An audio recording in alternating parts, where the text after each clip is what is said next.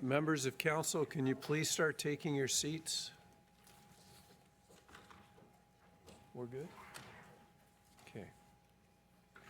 We're good? Good morning, members of council, staff, and members of the public. We'll call this council meeting for Wednesday, February 25th, 2026 to order.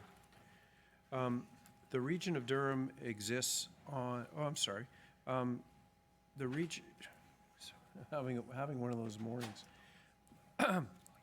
The region of Durham exists on lands that the Mississauga and Anishinaabeg have inhabited for thousands of years prior to European colonization.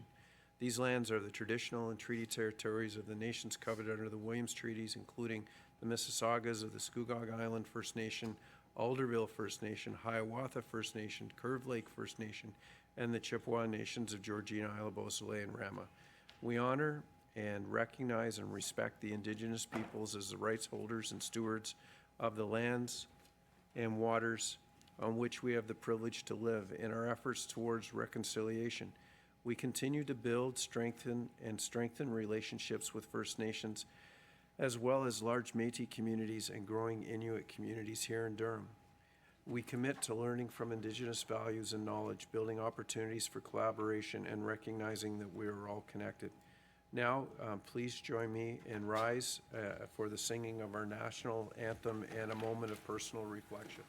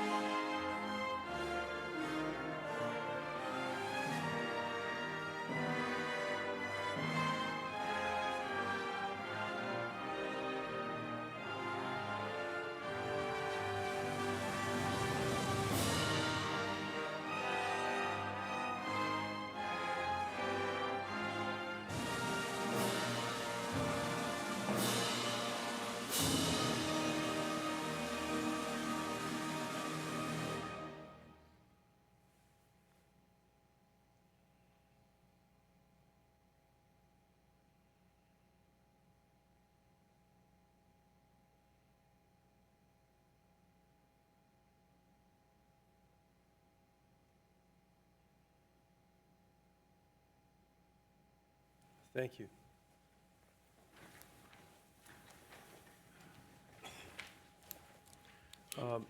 Mr. Clerk, if you could do a roll call, please.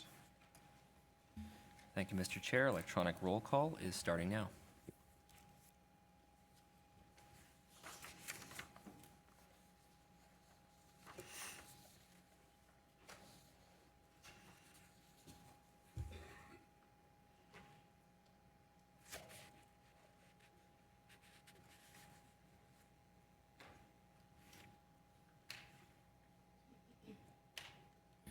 We note Mayor Collier is present as well. Okay, thank you. We have quorum. Mr. Declarations of pecuniary interest? I see none in the room, Mr. Clerk, online. Okay. Members of council, Wednesday, February 25th, today is Pink Shirt Day.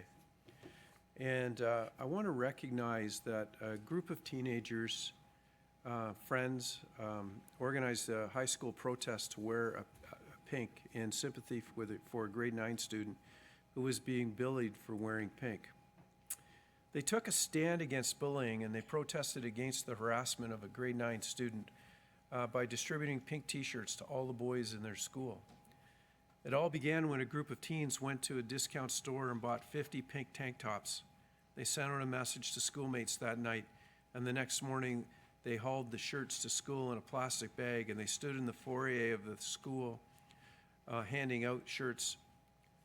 The bullied boy walked in. His face spoke volumes. The bullies were never heard from again. And since that time, the idea has only grown each year. Something that started in Canada now occurs in countries, Japan, New Zealand, China, Panama, and numerous others. In fact, last year alone, people in almost 180 countries shared their support of Pink Shirt Day through social media posts and donations. Pink Shirt Day falls on the last Wednesday of February every year.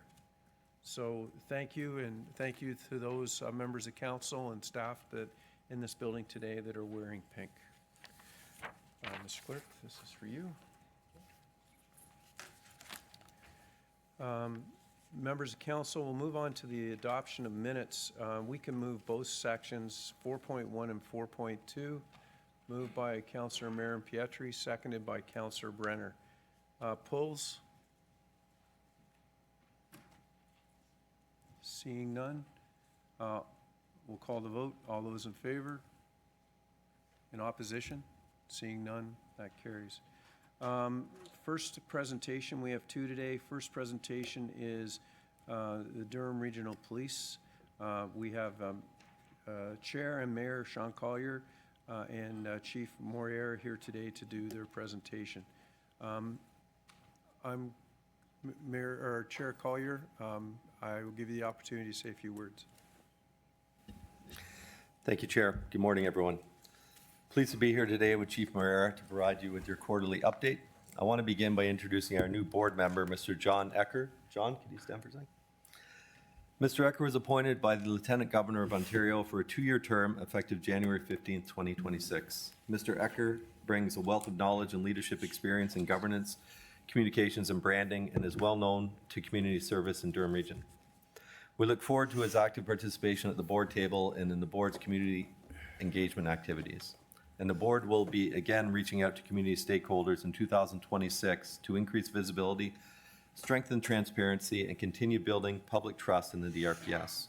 We will visit all municipal councils before the end of the summer so that we can hear from our elected officials about their community safety concerns. We'll also meet with organizations representing the diversity of Durham Region, and in particular focus on youth. Meetings will also be arranged with our members of provincial parliament so we can inform them of ongoing challenges and solicit their assistance and advocate for changes that will help make the region even safer. I know that Council continues to have a strong interest in the OCPC matter. The board is currently working with the Inspector General of Policing on reporting on the implementation of the OCPC recommendations. Our aim is to be as transparent as possible with respect to actions already taken to address areas covered in the report, many of which were taken well before the OCPC report was received.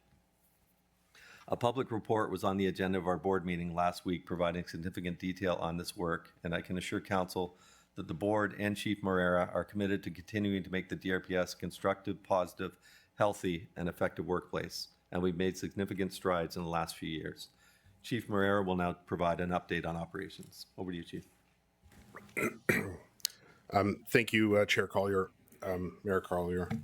I just want to take a moment here and just before I begin to make my remarks, I just want to note that Chair Henry very graciously had sent some of the staff, regional staff, to my office and had a meeting with myself, our general counsel, and the executive director of the Police Services Board, outlining the motion that was brought before council on February 11th. At that meeting, we articulated many of the things I'm going to talk about here right now. And my comments are in relation to the comments that were actually made during the presentation of the motion itself. Obviously, the region and the chair is entitled to present anything that they wish. So I just want to preface my comments by that. At the February 11th Committee of the Whole meeting, Chair Henry brought forward a part motion concerning the Durham Regional Police Service and the OCPC report. In introducing the motion, some comments were made that concerned me and requires clarification. They require clarity because I worry that they were misinformed and risk contributing negatively to the very thing I think Chair Henry was attempting to address, and that is the service's reputation. No one in this room takes the reputation of the Durham Regional Police Service more seriously than I do. I'm proud of this organization. I'm proud of where we are today. Because of this, I'm dedicating some of my regional update time to address this issue. It's important that all members of council understand the legislative roles, responsibilities, and authorities. Comments left uncorrected risk misleading council, eroding governance integrity, and undermining public confidence in both civilian oversight and municipal decision-making. The contents of the OCPC report were investigated, authored, and released exclusively by the Ontario Civilian Police Commission, or OCPC. Authority over the report's disclosure, dissemination, and public accessibility rests solely with the OCPC. At no point did the Durham Regional Police Service nor the Police Service Board have control, discretion, or decision-making authority over the report's release, and this remains true today. Upon release of the OCPC report, both my office and the Police Service Board implored not only the OCPC, but the Solicitor General and the Attorney General of this province to release a public-facing version of the report. I say public-facing version of the report because it is consistent with the reporting framework the OCPC adopted in investigations into other police services. While a public-facing version of the report was never released by the OCPC, a redacted copy of the report was released by the Solicitor General pursuant to a Freedom of Information request by a media outlet. In introducing the proposed motion, Chair Henry stated in part that, and I quote, "It's important to understand as the funding agents that we are entitled to know what was in the report and what actions are being taken." And they talk about 33 recommendations, but I have no idea what they are.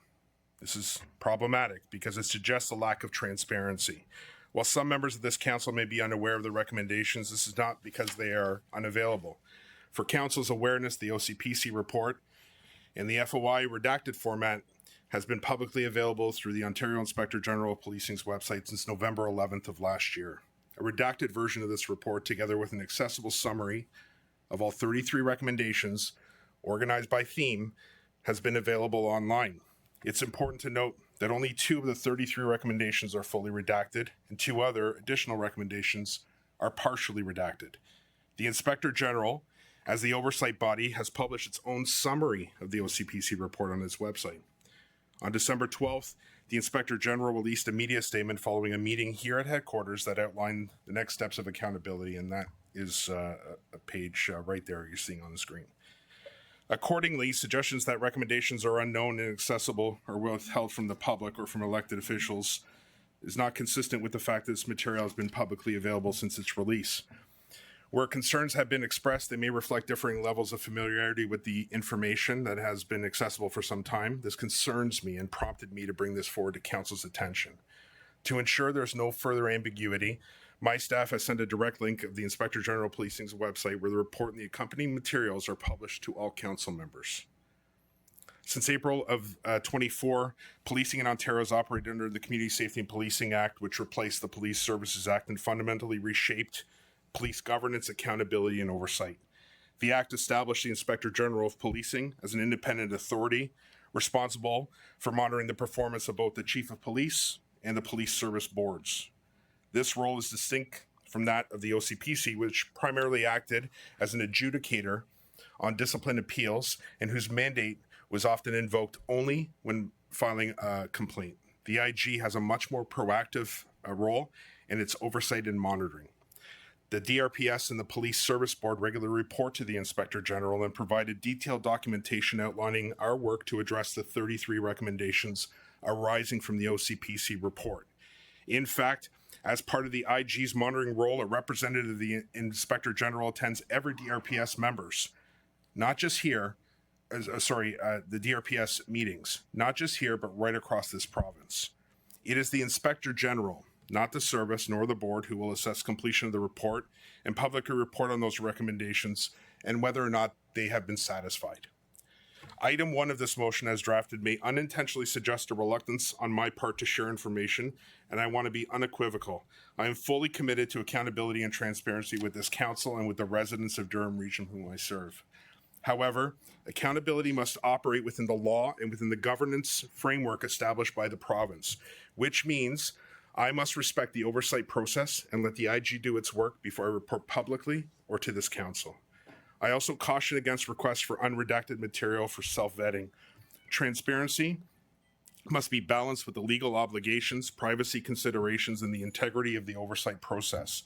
Granting a request to obtain and publicly release an unredacted version of the report risks undermining confidence in the Respect in the Workplace program and discourage members from coming forward in good faith.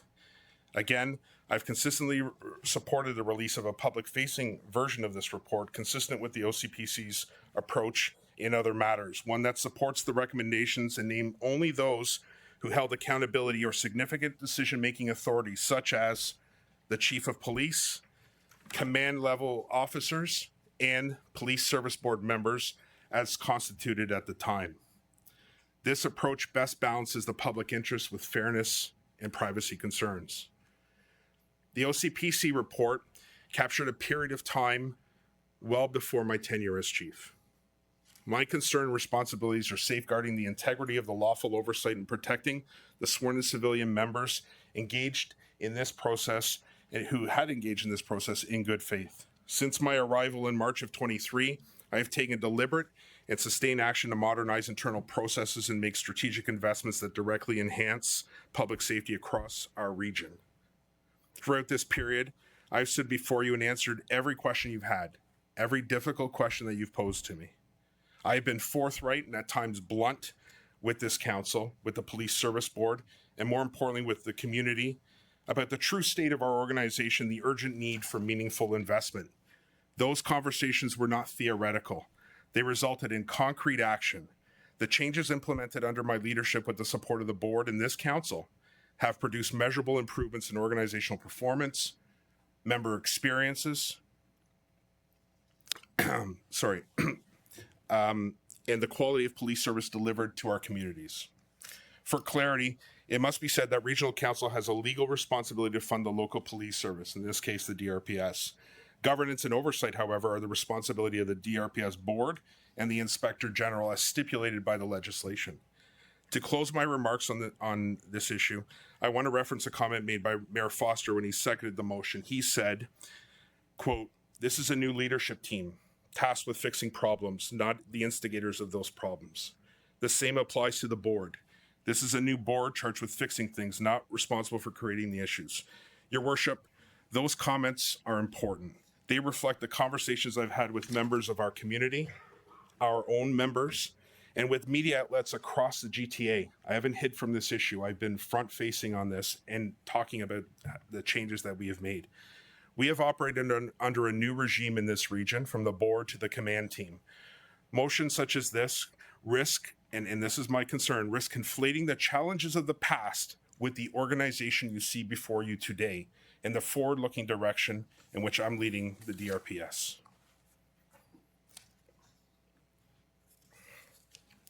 I also want to thank Regional Council for its support in the 2026 DRPS budget. I recognize the significant financial pressures facing residents and the difficult decision the council must make in the current economic climate.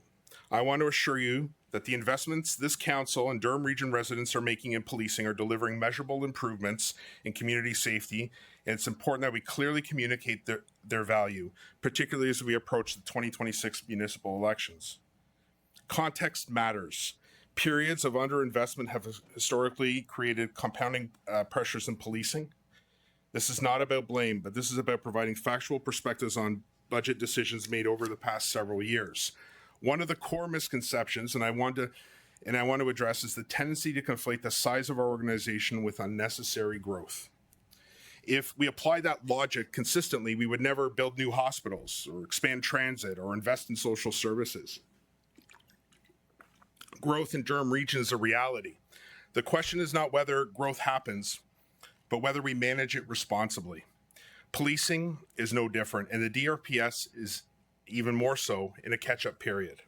Between 2010 and 2021, a 12-year period, DRPS added 59 net new full-time equivalents, both sworn and civilian, averaging approximately 5 positions per year in that period of time. Importantly, this growth was not evenly distributed. And I remind everybody, from 2011 to 2017, 7-year span, there was 0 net new full-time equivalents. And in 2015, the service actually lost 2 positions, resulting in a net decline.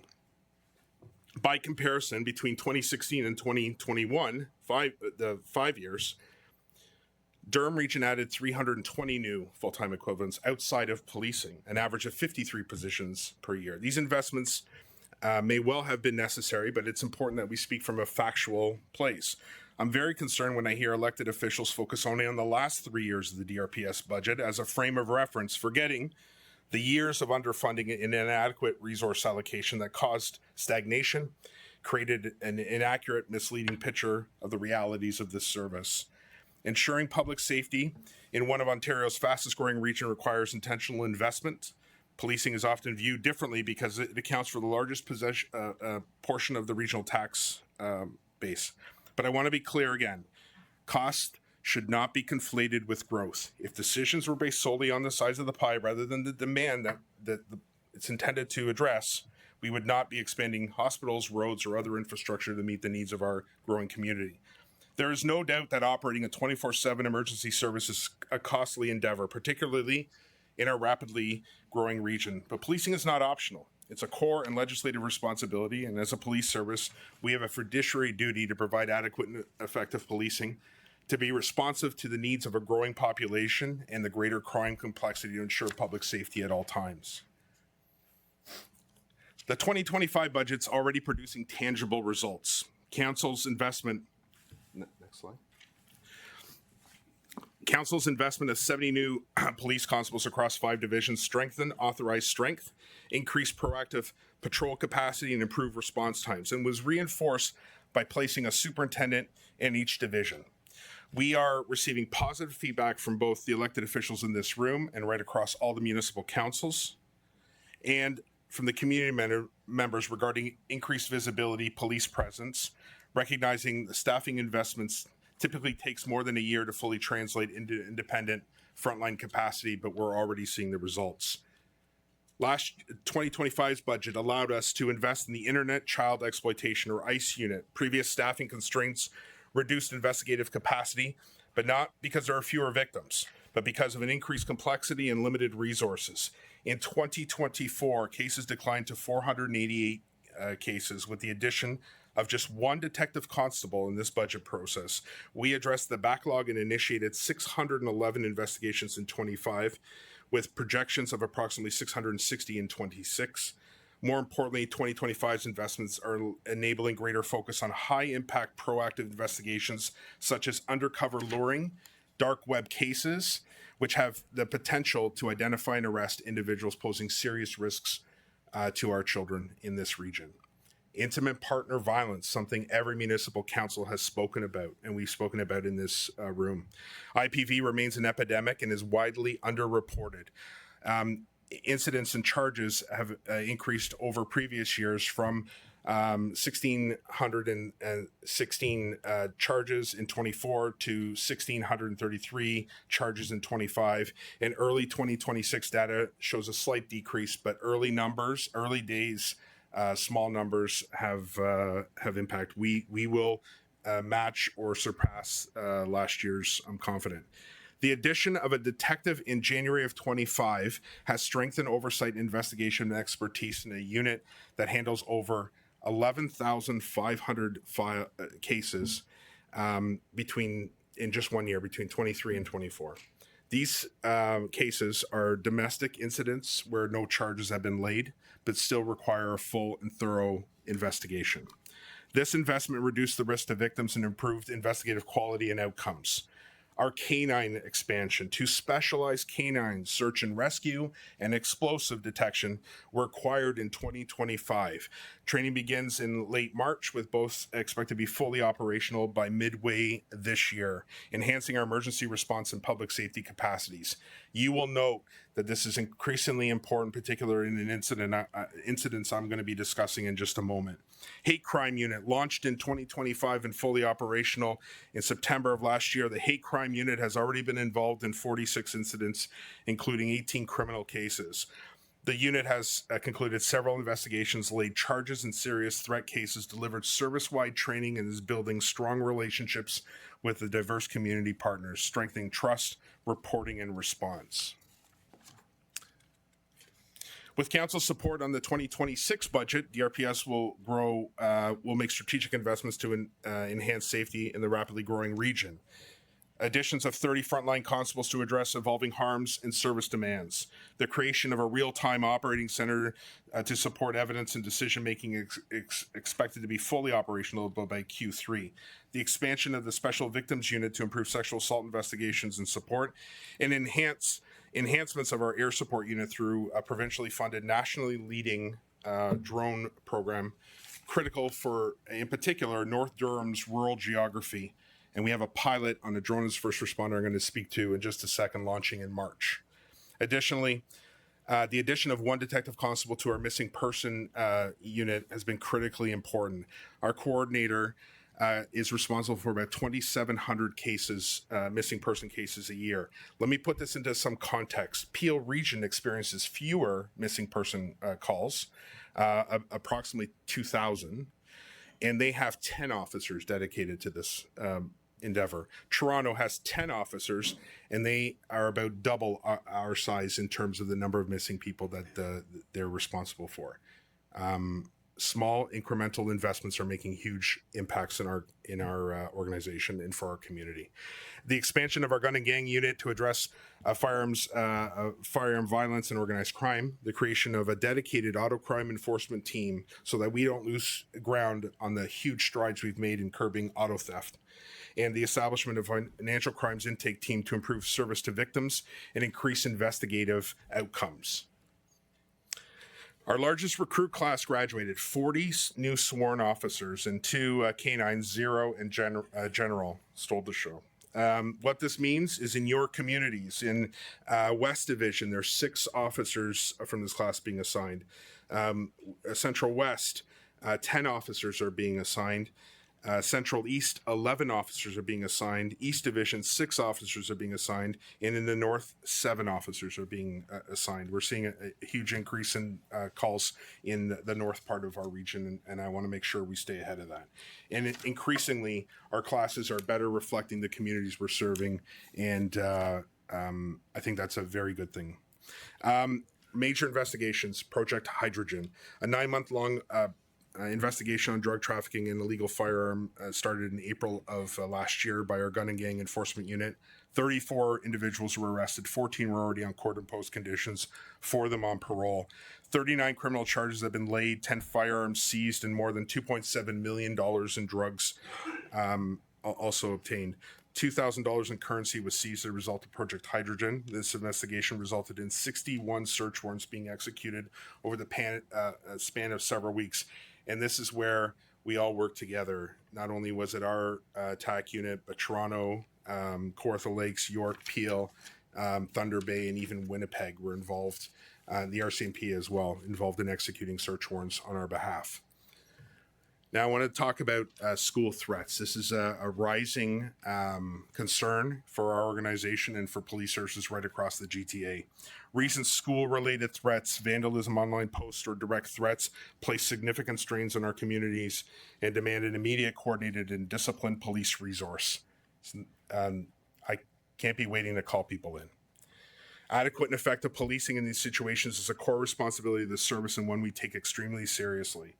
In light of the tragedy in Tumbler Ridge, BC, we are acutely aware of the consequences these incidents can carry and will continue to rapidly deploy the necessary resources to protect public safety. Over the past several weeks, we have managed multiple serious and distinct incidences. threats at Father Donald McClellan Catholic School, where a 17-year-old male was arrested with a firearm and drugs in an overcapacity magazine. A threat at Harmony Heights Public School, where a 14-year-old was arrested for threats. And a series of incidents at William Dunbar Public School. Our response just at William Dunbar focused on 3 priorities: sustained presence and reassurance, increased uniform presence in our school liaison unit, engagement to stabilize the environment, support students and staff. Again, a investment that this council has allowed me to make in a previous budget. Coordinated investigative work, that the ongoing threat analysis, forensic analysis, and intelligence follow-ups take a lot of resources, and the continuous communication. Our small but mighty team, there's 4 people in our comms team. They have to deliver 24/7 comms, and oftentimes they're doing it from their home because we just don't have the capacity to do any more, but they are producing incredible results. Crime trends and crime and call trends. I just want to put this up here. I just want to caution right now, early days, small numbers make big percentages, and but we are monitoring this. And obviously this forms part of our deployment of our people. Commercial break-in enters have shifted significantly, now up about 25%. Commercial robberies, however, remain low in comparison. And auto thefts are down by 40% compared to last year, reflecting the impact that we're having through our auto crime team and our dedicated ARC team that we have set up. Residential break-in enters remain a concern, up 48% year over year, with divisions conducting proactive neighborhood engagement prevention initiatives in most effective areas. Again, this region, this council's investment in our crime prevention officers is proving to be extremely valuable in all of our divisions in terms of providing information that prevents people from being victimized. And I'll just skip ahead here to the next slide. Firearm discharges are up 100% in 2026. So we've doubled the number from 3 to 6. And we've seized 5 crime guns. Significant gaps remain within this program. Recently I issued a statement regarding the board and our organization's decision not to participate in the federal assault-style firearms compensation program. Significant gaps remain within this program, including insufficient operational clarity and resources to support safe and effective implementation. Violent crimes involving illicit firearms continue to be a major concern in our region. With limited resources and increased public safety demands, we must focus on initiatives that have the greatest impact on community safety, reducing violent crime, targeting repeat offenders, and removing illegal firearms from our region. Just in a 5-year span, from 2020 to 2025, our members seized 778 crime guns. An astonishing 84% of these were illegal, and that's got to be our focus. This brings me to our current firearms seizures, and I've already spoke about the stats, and we've had a 14% increase in shooting victims in 2025 over 2024, and that's something we also continue to keep an eye on. I want to talk about road safety. With the investment of frontline officers, we are not just conducting ride spot checks during the festive ride period in that program.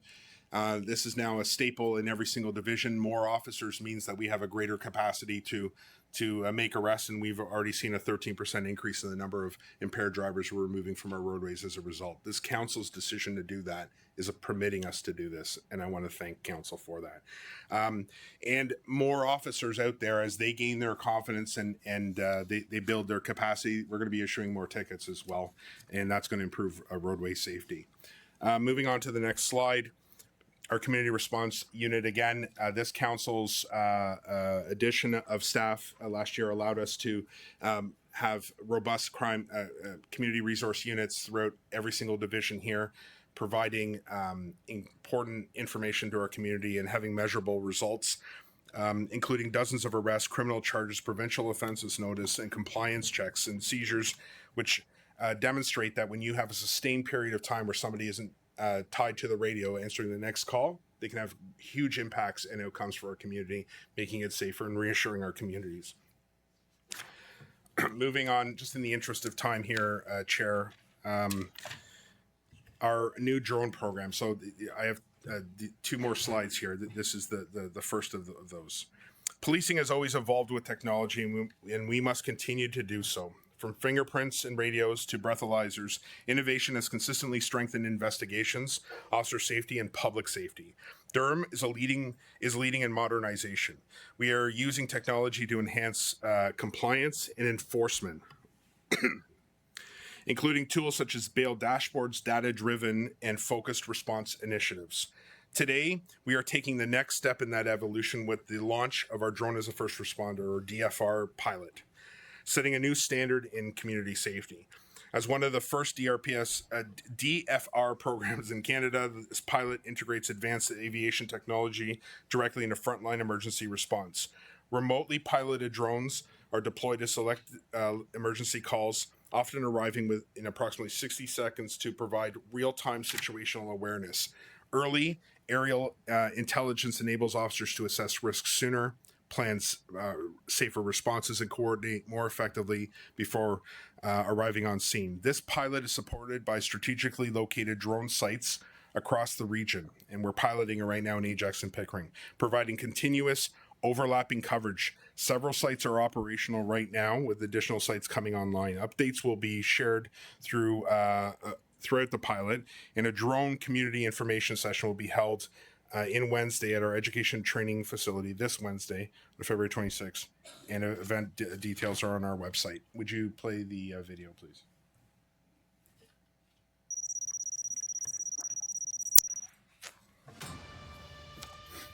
Hello, I'm Chief Peter Moreira, and I'm excited to share an important advancement in how the Durham Regional Police Service is working to keep our community safe.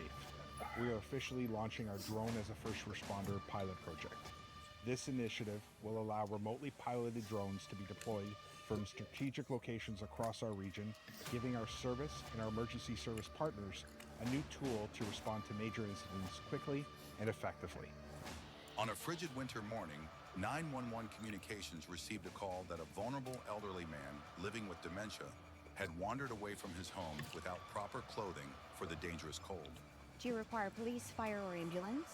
With every minute posing a greater risk to his safety, a remotely piloted drone launched within seconds of the call being dispatched.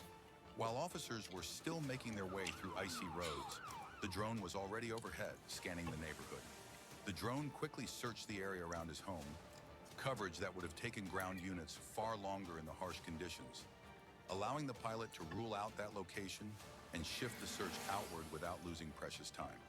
This is exactly how the Drone as First Responder program is redefining how we respond in the modern age, allowing us to be swifter, more responsive, and ultimately save lives. Continuing its search, the drone moved toward a nearby plaza, where the pilot soon spotted the man walking alone in the freezing temperatures. Using the live video feed, the pilot guided responding officers directly to him, ensuring he was reached quickly and brought to safety before the cold could cause serious harm.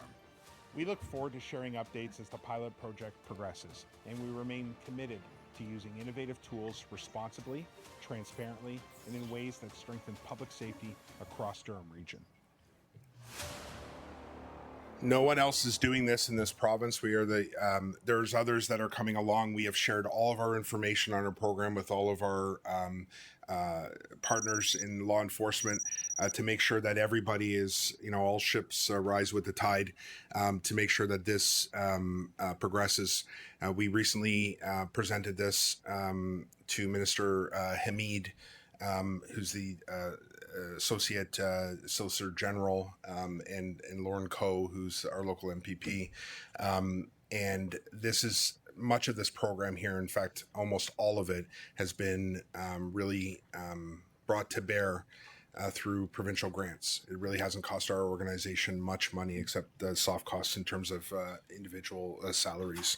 But even that, some of that is covered. The last slide here is about a new initiative, a community safety data portal. Many communities, including Clarington, recently asked for some information and dashboard to be presented. And we've been working on this for some period of time, but we want to get it right. The Durham Regional Police, I was just corrected. The Drone as a first responder open house is actually on Thursday, not Wednesday. Durham Region Police Service Open Data Portal represents a significant step forward in our ongoing commitment to transparency, accountability, public trust, and meaningful community collaboration.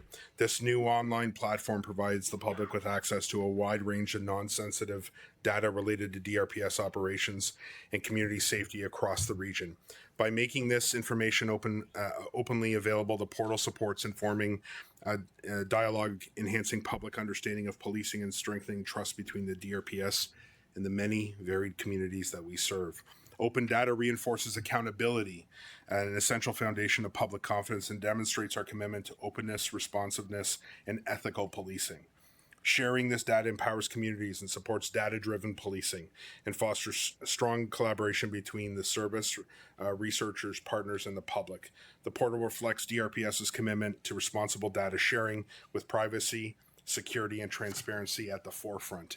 All data sets are protected through strong security measures and strict adherence to applicable privacy legislation. Public engagement is also part of this initiative. Users are encouraged to share feedback through established channels and participate on the Open Data Portal feedback survey to help guide future enhancements and data set expansion. Through continuous transparency and collaboration, the Open Data Portal helps strengthen and reinforce our commitment to serving the citizens of Durham Region with integrity and accountability. And are you okay? So Shu Chan, who has been leading all of this, will just quickly demonstrate this to council. Thank you, Chair, for your indulgence. We'll keep it to 5 minutes for sake of time. I'll try my best. Thank you, Council, for the opportunity to present. Today, I'm excited. Sorry, 1 second. Okay.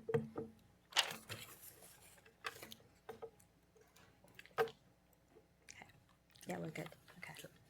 Today, I'm excited to give you a first look at our public-facing community safety data portal, an important step forward in our transparency and community engagement work. In that line, to ensure the portal reflects what Durham residents need, we tested.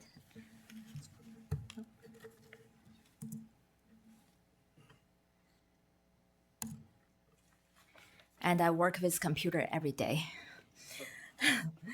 To ensure the portal reflects what Durham residents need, we tested with an external focus group earlier this week. I would like to thank Alison Hector Alexander for participating in our test.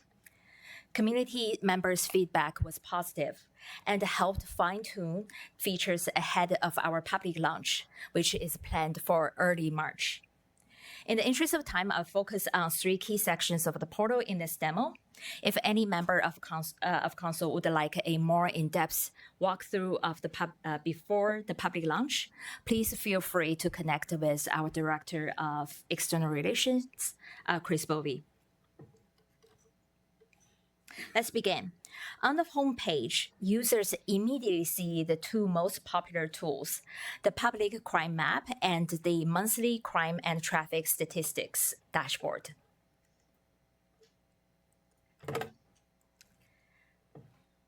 I'll start with the Public Crime Map.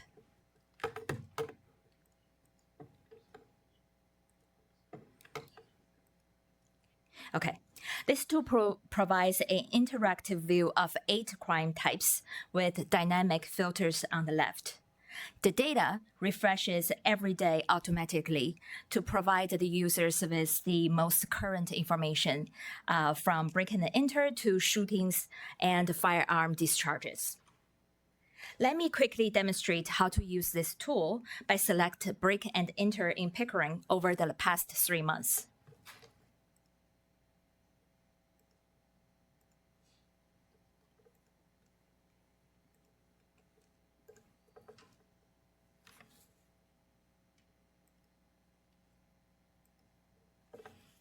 Okay, the map updates instantly, and users can zoom in to explore the specific occurrences. Each of these icons opens a pop-up with general occurrence details and a link to submit Crime Stoppers tip, as well as crime prevention guidance. You may also notice these icons are placed at the nearest intersections instead of the exact addresses. This is consistent with standard police mapping practices. As users zoom in and out, the selected areas change. The summary panel on the right dynamically updates the occurrence counts. Users looking for broader crime patterns can switch to the summary statistics page, which offers intuitive trend data and deeper filtering options.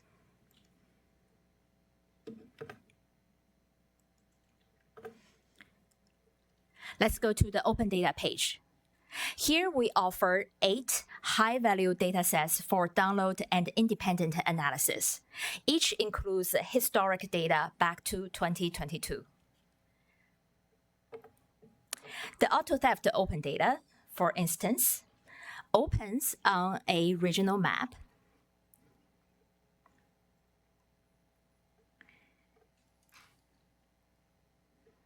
All right. Where users can use the filters on the left to customize their download. And I will demonstrate this by selecting all the auto thefts across the region that occurred on Fridays. In a short moment, the CSV file will be downloaded, and advanced users such as community researchers can use this dataset for independent analysis.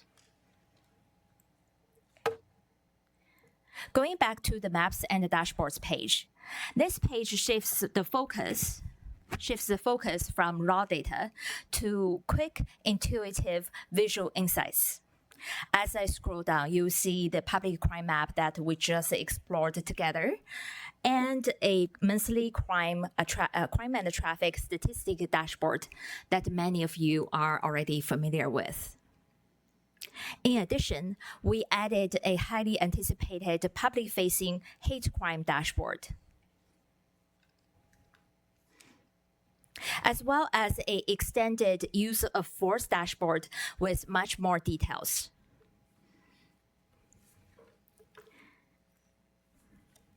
Here you can see levels of force applied as well as subject demographics.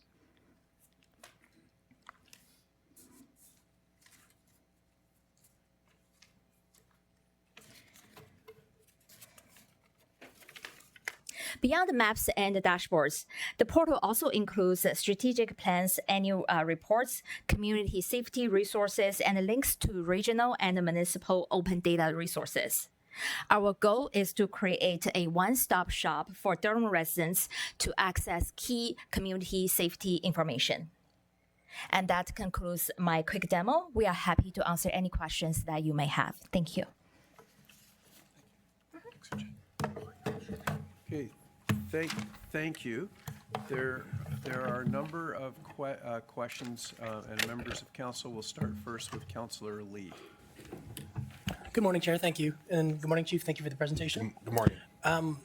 First things first, that was a pretty scary video. Can we tone down the Terminator 2 kind of vibes from that drone video? Just a personal recommendation. So you said in your presentation that the board ultimately had no control over the OCPC report release, and it was at the sole discretion of the Inspector General, and that the motion from council kind of put the police board and the police association in a difficult position because of that. I guess the only thing I would suggest is that we wouldn't, like this council, this body wouldn't have known the procedure. Like Tribunals Ontario referred it back to the police board and yourself saying either may choose to release the documents. So I would argue that the motion presented was based on the best information we had. Again, Councillor Lee, I take no position on the motion. fair enough. My only concern was the how when it was presented, the conversation that happened in this chamber here, I wasn't privy to. I said my piece before. I thought I was my point had been made with regional staff. I just want to make sure that when the comments are paired with the motion, that there is no confusion in terms of who has the legislative responsibility to action what council and what Chair Henry had asked for. I believe in transparency. I've been advocating for a public-facing report. Tribunals, Ontario, quite honestly, I'm frustrated with them. The OCPC that fell under them ceased to operate as of September of the year. They drop the report and they leave, is really how I characterize it. I have written letters to the Attorney General, who's ultimately responsible for Tribunals Ontario. I've spoken to him. I have expressed my deep, deep concern that this wasn't, our report wasn't treated like every other investigation the OCPC has ever done has been accompanied by an outward-facing report. And in my opinion, this has let this council down, this has let our organization down, and this has let our community down. So in your, so I appreciate that response. Just another comment you made during your presentation is to summarize, we shouldn't focus on the last 5 years of police hiring without kind of acknowledging the years before that. And that's absolutely a fair. 3 years. 3 years, pardon me. But I mean, like, to your knowledge, during those, the years where there weren't 56, there's only 56 hires, did the police board make budget submissions to this council that weren't acknowledged for more staff? Yes, and I've done that analysis, and we'd be $47 million ahead in terms of total dollars, and that would be reflected in the number of officers that we would have. So each year from like 2016, we'll say it's, or whatever, Yeah, I think I 2010, went back to 2010. and each year there was a submission for more frontline staff that were never ultimately met by this council. Is that correct? Yes. Okay, appreciate that. I want to go to the topic of independent investigations. So I understand if I ask you about the courthouse incident, you're going to say it's an active investigation you can't comment on. So I won't put you in that. But can you tell this council and the public what decides what is an internal investigation versus an external investigation? Is it just at your sole discretion? Do you have certain factors or calculus to determine, oh, this one should be external? Yes, and it depends on the facts that are presented at the time. There's strong legislation that directs us. And you have to appreciate when we learned of this, that this incident had occurred, initially our professional standards begins to collect information. I directed it immediately to happen, to make sure that we're preserving whatever evidence. We had never received a formal complaint, although we reached out to the complainant's lawyer to understand what was happening. At the same time, with the limited information that we had, we began to notify right away the SIU, who declined to interview because they now have an ability to investigate anything in the public interest. We presented what we had collected at the time, and they said no. I reached out to the director of LECA, the Law Enforcement Complaints Agency, an arm's length organization. We made a formal notification through the established process. Sometimes that takes 30 days. I called that next Monday to make sure that they knew the sense of urgency that I wish for them to engage and review. At the same time, I didn't sit on my hands. I immediately reached out to another jurisdiction because of the CSPA is quite clear in terms of conflicts. And in this case, I felt we had a conflict because these are our members. In this circumstance specifically, and I reached out to Chief McSween of the York Regional Police and asked him that in the event that this investigation has a criminal element, because LECA doesn't do the criminal part, would they be in a position, their professional standards, to investigate? And he said yes. And so I had all of that waiting. At the same time, we are obviously speaking with the lawyer who represents the subject involved. And ultimately, as information became available to us, I immediately notified everyone that I just spoke about what the current status was. I was anxious to get this moving along. And so LECA has engaged, and York Region has carriage of this. And we are awaiting the results of that. I hope that answers your question. No, it does. I think just most people don't know, why would we ever investigate ourselves if we can just offer it to another police department? It would seem from a transparency point of view, it is kind of cleaner that way. It's just the perception, right? Yeah, and there's the CSP is quite clear in when that has to happen, and so we routinely, I report to the board every month, every single time I refer something to another organization, or they refer to us. Here's the other thing. We are required under Section 14 and Section 19 is really where this would fall, of the Act to report this to the Inspector General. So the Inspector General has is the clearinghouse of all this information. So there's 1,000% transparency on this at every single step. And we have been clear, and I immediately notified the board of what was happening and kept them up to speed on the actions I had taken. I'd like to take my question into the idea of missing children. So I'm going to get to the meat of this first. But so I just saw a post from Durham Region Radio saying there was a missing girl from Oshawa yesterday. I believe she was found. At what point, what determines DRPS going out to the public or to the media asking for help in finding missing individuals? There's a number of criteria. I have to say that we have to be very, very careful, and we've changed how we report on missing children. There's a permanent record there, and if you look at our social media channels, when we do post, we will ask all social media, anybody who's forwarded or to any media to take down the picture. These young people have a right to be forgotten, if you will, and we're really respectful. The other thing we also rarely do is include a last name for a variety of reasons, only when there's an investigative benefit to it.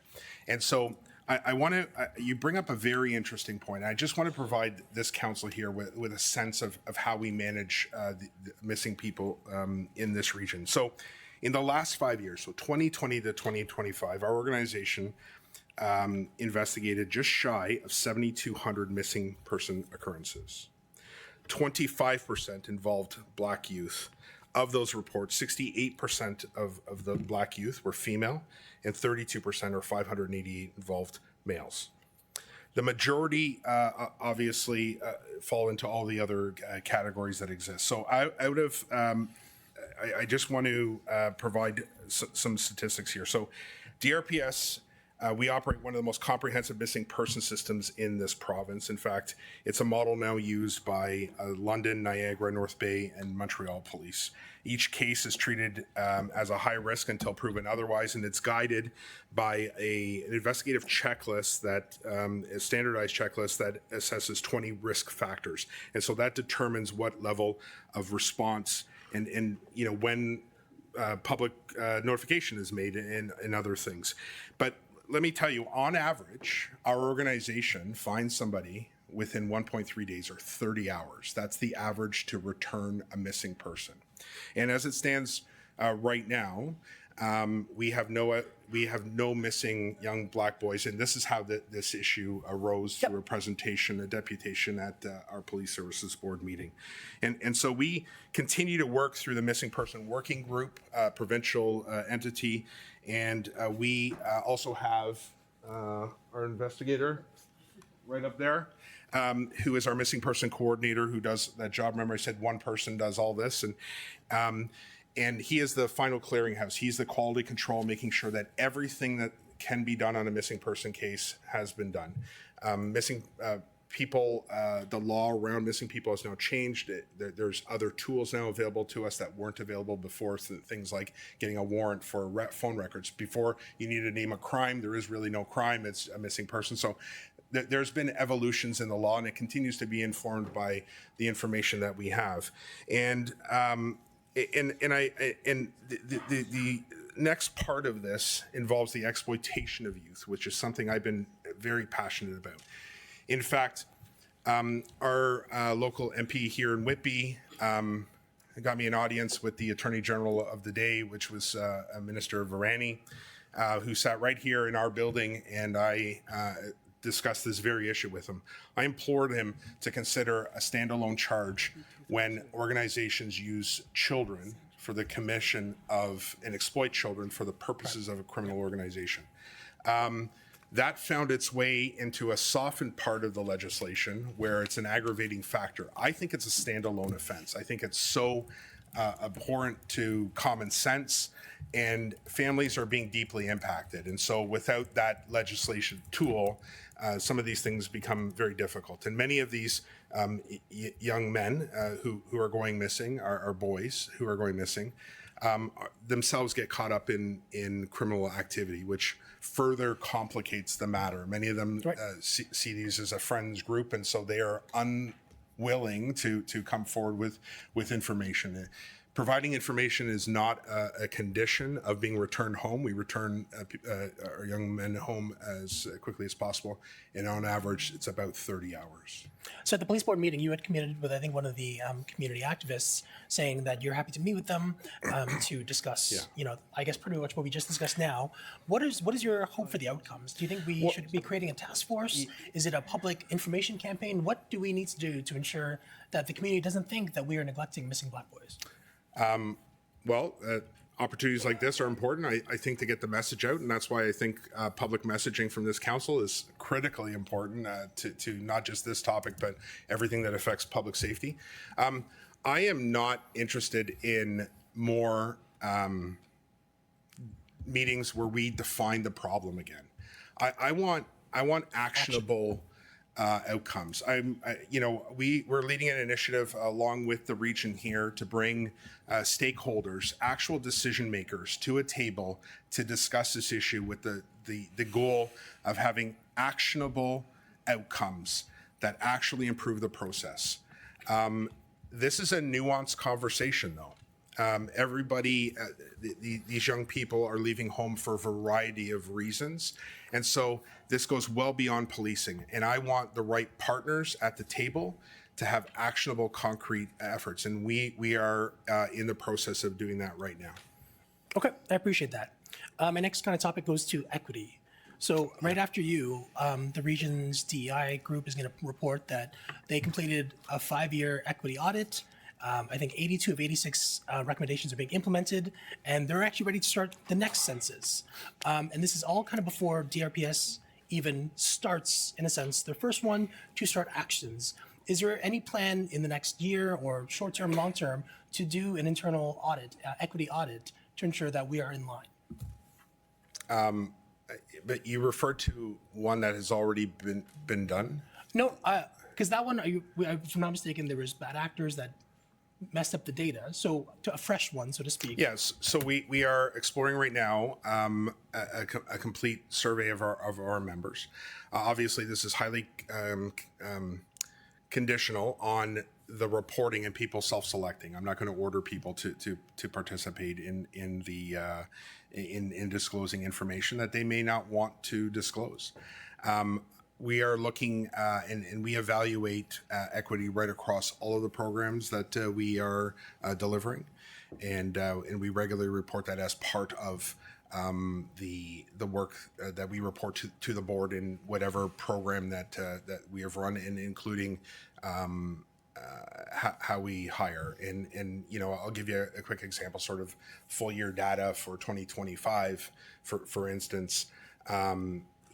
About 60% of everybody we hired who participated identified as white.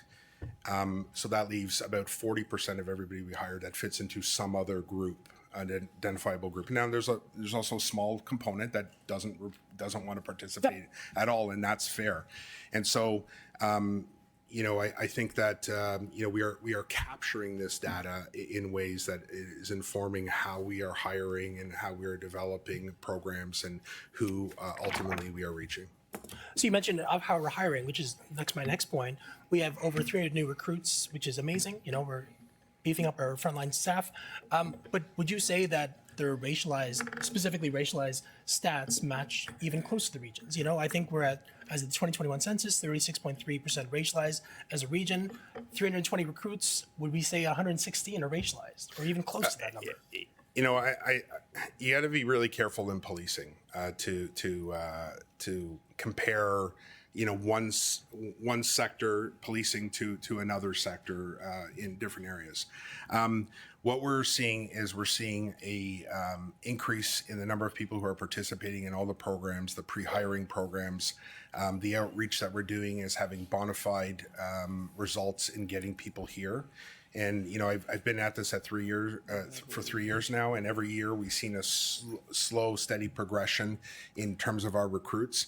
and being reflected throughout the organization in other areas. There today, more than ever, there are 1 million jobs available to youth. Policing in general has a problem attracting people to the profession, regardless of ethnicity or race. And we are, we also suffer from the same issues. And so we have worked hard in areas to attract people to our organization, and we take the very best people, and it's reflected, and increasingly so reflecting the community we serve. Okay. I guess my next question is about the police board. I don't know if this goes to you or to the police board chair, but congratulations, Mr. Ecker, on your appointment. That's amazing. I believe it's a provincial appointment, but your makeup of the board right now is, speaking of diversity, woefully inadequate. I think you're 5 white males. We have Willie representing the racialized community, and I think you have 1 female member. You're not even close to being representative of the community, yet you are making incredibly important decisions on funding, police makeup, etc. My question, I guess, is what can this elected body do to ensure the makeup of its board is more reflective of the community? Chair Collier? Thank you, Chair, and I'll do my best to answer this, and Chief, please fill in the gaps. I have no control over the 3 provincial appointees, and this council appointed Board Member Fisher as the civilian appointee, and the other 3 of us, Mayor Carter, myself, and Councillor Wu, are here from the region. I have stressed to the Solicitor General and the Solicitor General's Danny Strong, whatever his position is, assistant or go-to person, that we need diversity on the board, that we need qualified people, and we need some people that reflect the community that we represent. That being said, the people that they're appointing are the people they're appointing, and we don't have any say in that. This year is an election year. Next year will be a new board with 3 different appointees from the region. I don't know what that board's going to look like. Fair enough. But it's really up to this council to control what we control. And this council put the board members there that are there for this term. From a police board, in a sense, just to summarize, we as in this council is in charge of 3 political appointees and then the 1 civilian one as well, right? Correct. The civilian one, is that brought to us as a recommendation, or how do we pick the civilian one? It's brought as a recommendation, and this council votes. Who selects the civilian one? Is it the police board or is it Durham Region staff? That I have How do we no get idea. the I have civilian no one? idea on that one. Is it? Okay. So it's by regional council and staff. Or Okay. regional committees and staff. Then it's to the region then that I say that we need to re-examine possibly our, requirements, because this is, again, I'm going to use the phrase woefully inadequate. My last question is about the chief and. Councillor, just one thing.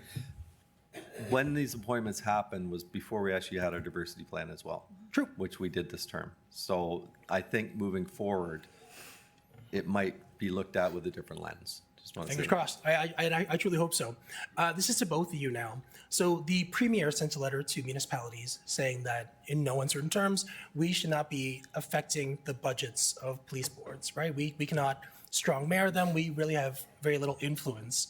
What is the role of this council then as far as the police board budget and the police budget in general? Because if the premier is saying that we can't overrule you, then at the end of the day, you can rack it up as high as you want, and ultimately the people in this room are the ones who have to bear the political consequence of that.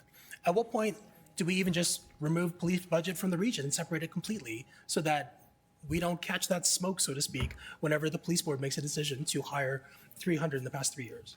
Well, this year, the police budget was separated from the regular budget as a whole. That's the first time this happened. No problem. All for transparency. With all respect to the Premier, we are governed by the Community Safety Policing Act, which sets out the funding, and respectfully to everybody in this room, the responsibility of this council is to fund the budget. That is it. I'm not trying to be disrespectful in any way, but that Right. ultimately is it. If this council decides not to, then there is a process that we would have to follow through arbitration to either accept what the region says, or we would fight it through arbitration to get the budget that we need to provide adequate and effective policing. So I don't know if that answers your question. It doesn't, but I'm out of time anyways. But thank you for your answers. Thank you, Chair, for the latitude. I just want to make one clarification to one of Council Lee's first questions about the budget process. And I can't speak for past boards, but this board has been very focused on bringing forward strategic initiatives, the Forward Together movement, and guidance under the new chief. In the past, and I'm going as past chair of finance and being on finance before this term, I believe the boards brought forward a budget which just met the guideline and absorbed those other costs internally, where we are doing it differently now. One, because we have a different focus and vision, but two, because the act requires us to do things a little bit differently, the new Community Safety Policing Act. So that is why you're seeing a difference in the budget process the last few years and us coming with higher asks for the most part. Councillor Crawford? Thank you. Good morning, Mr. Chair. Is it still morning? Still Yes. morning, right? Yeah. Okay. Good morning, Chief. Good morning. I think you're coming up into 3 years, aren't you? Yes, Next month, yes, 25th. yes. Yeah, policing certainly looks different under your leadership than it did previously, for sure. So thank you for the changes you have made. With the new hires that we have invested in, are we going to see more police in schools? Given that what we're starting to see now, I know some of that might be mental health issues, all kinds of things that cause people to take guns to school. It freaks me out because I have a granddaughter in high school. But we all have kids or grandkids in school, so it's a concern for all of us. And so I'm just wondering. I had the sense that we only had like one officer for the schools, and I'm just wondering, given what we've seen now, is that going to increase? Councillor Crawford, first, it concerns me you're counting down the days that I've been chief. But, I'm not counting them down. No, I very much appreciate it. I'll just say this council here has allowed me to make investments right across this region in terms of our school liaison officers. We are being more deliberate in that area, and these are areas in which I want to continue to invest, because obviously we have more schools than cops, and it's impossible to have one cop for every school. It's just, it would be, very costly. So we are looking at what that right ratio is in terms of managing those expectations. Those officers also become, assets for us in the summertime, Right. to work on the community response side, which leads me to the other part of where this council's allowed me to make these investments, and that is on our crew units.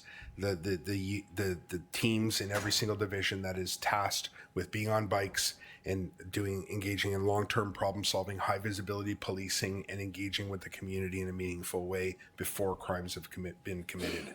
And where we are building towards is that those officers are going to be regularly dropping into schools and other areas that will be part of their assignments. As you can appreciate, the numbers aren't quite there yet to really sustain this. And I'm looking to have this not just a Monday to Friday, but, a 7 day a week. I can't be 24 hours, but 7 days a week in which we can sustain these efforts. And I think that this is exactly what the community wants. I think what our elected officials want, and definitely what I'm building towards. The previous chief, I asked him what keeps him up at night, and he was his one thing was having a shooting in a school. And now we're 3 years later, and we're starting to see more guns in schools. So it is definitely concerning. When do you believe that the hiring for police will be caught up? Will we ever be caught up? When will it slow down? Well, when the region stops growing, I think that's the problem. We're still in a catch-up phase right now. Many of the things that we do here today are done because we have very dedicated officers. We have a missing person coordinator that does the work that we have 10 officers in another jurisdiction that does, and they have fewer than we do. I'm not saying that 10 is the right number either. That's not what I'm saying. But these single points of failure are of huge concern to me. across the organization in many different areas in which we have to deliver adequate and effective policing. This is the tipping point that we have. And we continue to make these small incremental investments in all of these areas. There's so many areas. And at the same time, our staff is very, very junior. So it impacts, how fast they can complete a call and the accuracy of that information and all of these things. So I have to invest a lot in training. It's not just one part of it and say, okay, check, we've arrived. It's the right number. It'll depend on a number of factors. And those factors I continuously report to the board. Our board meetings are no longer 1 hour. They last a while, and it's really in-depth questions that are being asked and paint the picture for what those investments look like and what we think the return's going to be. But it's that this entire organization hasn't had the investments that it's needed to really build upon, the foundational parts of policing. The crime and call stats, what was the time frame for those numbers? Maybe you said it and I missed it. It's year to date. It's year to date, It's just okay. the first, I think, 60 days, not even 60 days of the year. Small Okay. numbers, big percentages, No, but we're just on it. curious. Yeah. Yeah, just curious. Yeah. And on that open data portal, you will see what the date range is, and you can select your own date range. Okay. The 40 hate crimes that you have dealt with since the unit has been up and running, do you know how many of those were reported through the Durham portal? 0. Okay. I'm really happy, was really happy to hear at the police board meeting that you were open to having a roundtable with the community members, because I think the narrative out there is negative to police. And I think that the only way to get ahead of that is to sit down and talk with them and give them the information that they're craving, is what they want to know, is that they're not forgotten. So I'm really happy to hear that that's going to be done, and I hope it's done sooner than later. So I do appreciate your openness for it. No, we're on it, and I appreciate you bringing Ms. Seguin to the meeting. And She came herself. Oh, she did. I thought. She is my resident, actually. She lives in Ward 1, but she came on herself. But, these are important conversations with the members of our community. And again, I will not shy away from even tough questions or criticism. Anywhere I am, this council or with our community, I will give you the straight, honest goods on what it looks like. And I think that's what they're looking for, yeah. right? I think that's what they're looking for. I think that's it. Thank you so much. Thank you. Okay, Councillor Anderson. Thank you, Chair, and it's still morning. Good morning, Chief. Good morning. And thank you for being here and making the effort to be here. I get to speak after Councillor Lee, so some of my questions have been answered. I'm going to touch on what happened at the Oshawa Courthouse. Because a number of folks have come to me, and it's close to home. My wife works there. And I have friends that are justice of the peace that works there, clerical staff, and lawyers as well. And they all ask me to ask the tough questions on their behalf. Actually, a couple of them wanted to be here this morning, but I haven't seen any of them.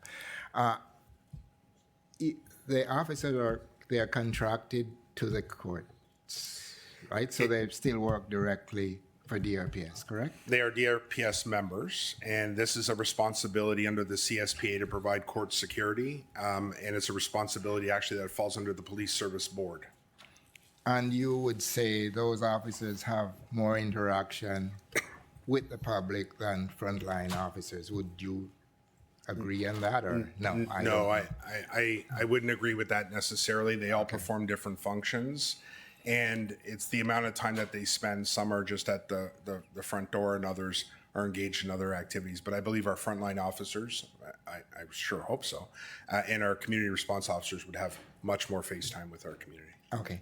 So this was my segue into my question. Why we have spent millions of dollars on body cam, why are they not required to wear body cam? I know it's a courthouse and body cam is something that you can turn off or on. So if they're not allowed in certain areas, if you have some interaction with it, but why would it not? You could turn it on then. Why is that not looked at, or that's not being addressed? Mr. Anderson, you have just hit the nail on the head in terms of my frustration. That we are prohibited by law having those cameras in there. I've spoken with the judiciary. I keep raising this issue. It's a very good one, sir, and one I very much agree with you on. And I think we need to revisit this. And I also want to assure members of the public in this council that we've been providing this level of security that gave rise to the incident here for 5 years without any incidents whatsoever. This is the first one, and low frequency, high impact, and we understand that, and we're going to let that process play out. But you raise an excellent point, and even all the video in that building is not our video. We have to ask for it like any other organization. Okay. Through the chair, my next question is, how are these officers, are they selected that work in the courts? Are they receive special training or any? Every job has specific training that officers are provided across all the different jobs that exist within the organization. Okay. So my next question is, the Criminal Lawyers Association had asked that the police name an expert in human rights and anti-black racism as an independent investigator pursuant to Section 198, subsection 3 of the Act 2019. Have you followed up on that, or have you done anything to facilitate that request? So that piece of the legislation, we have to be careful reading just that one part of it. That falls into a broader category of conducting the investigation. And I can tell you that that is LECA's responsibility, and they've taken it on. In fact, the lawyer that they use is the same lawyer we use for matters like this. And so my understanding, will be engaging that lawyer at the appropriate time to be conducting this investigation.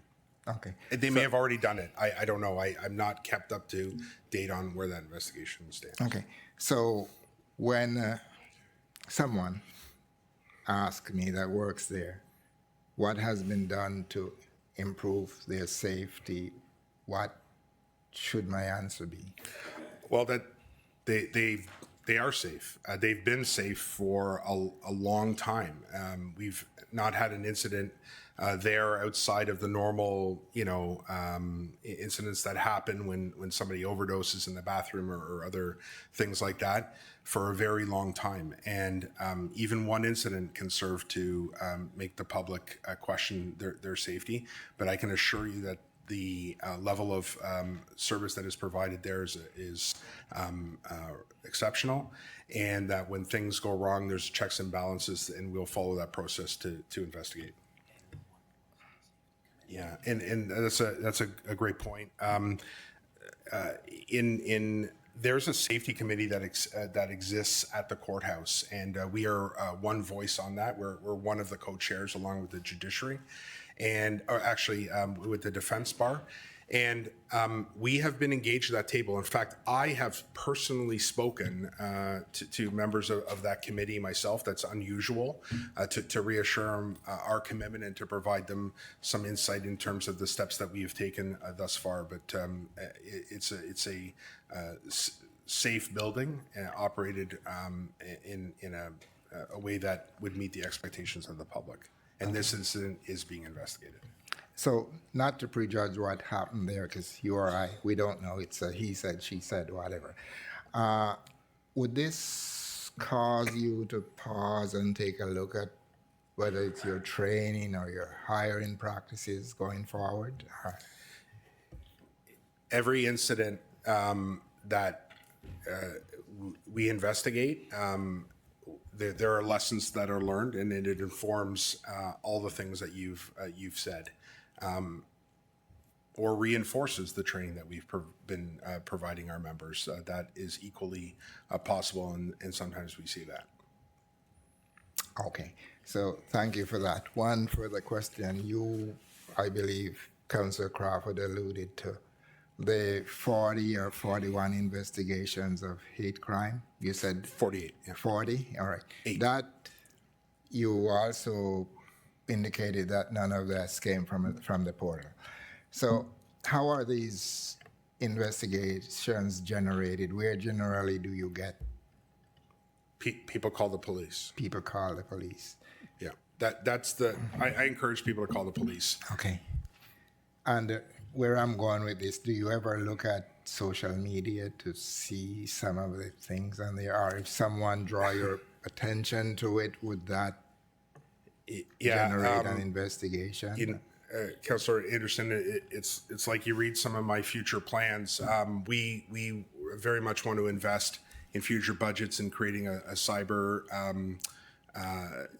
crime team that has that capacity. We don't have that capacity now.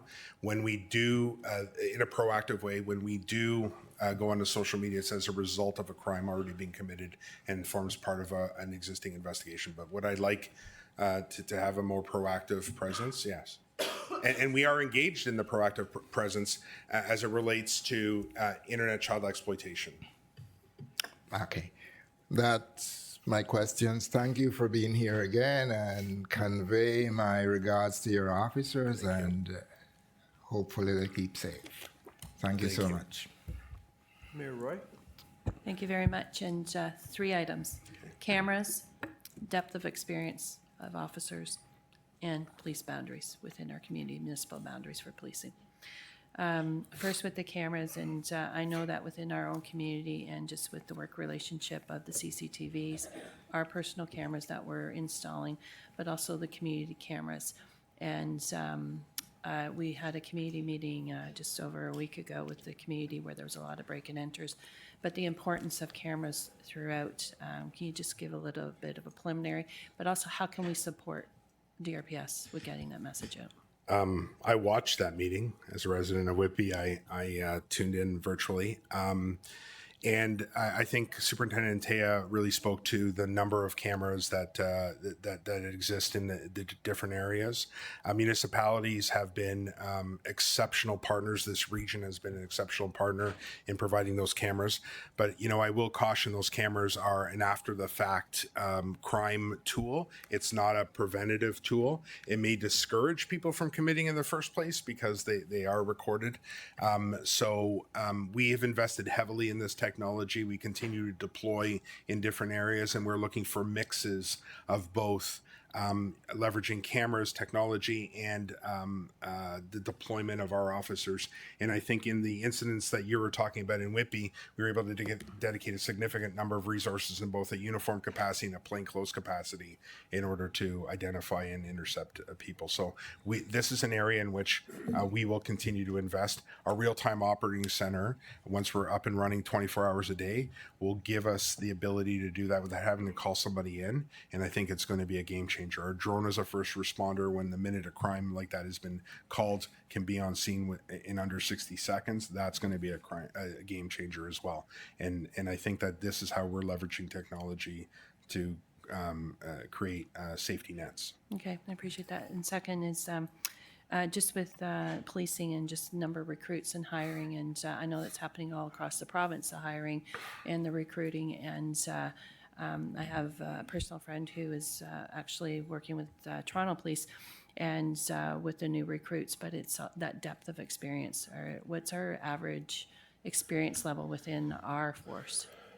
And is it a concern that we have more junior than we have senior? So,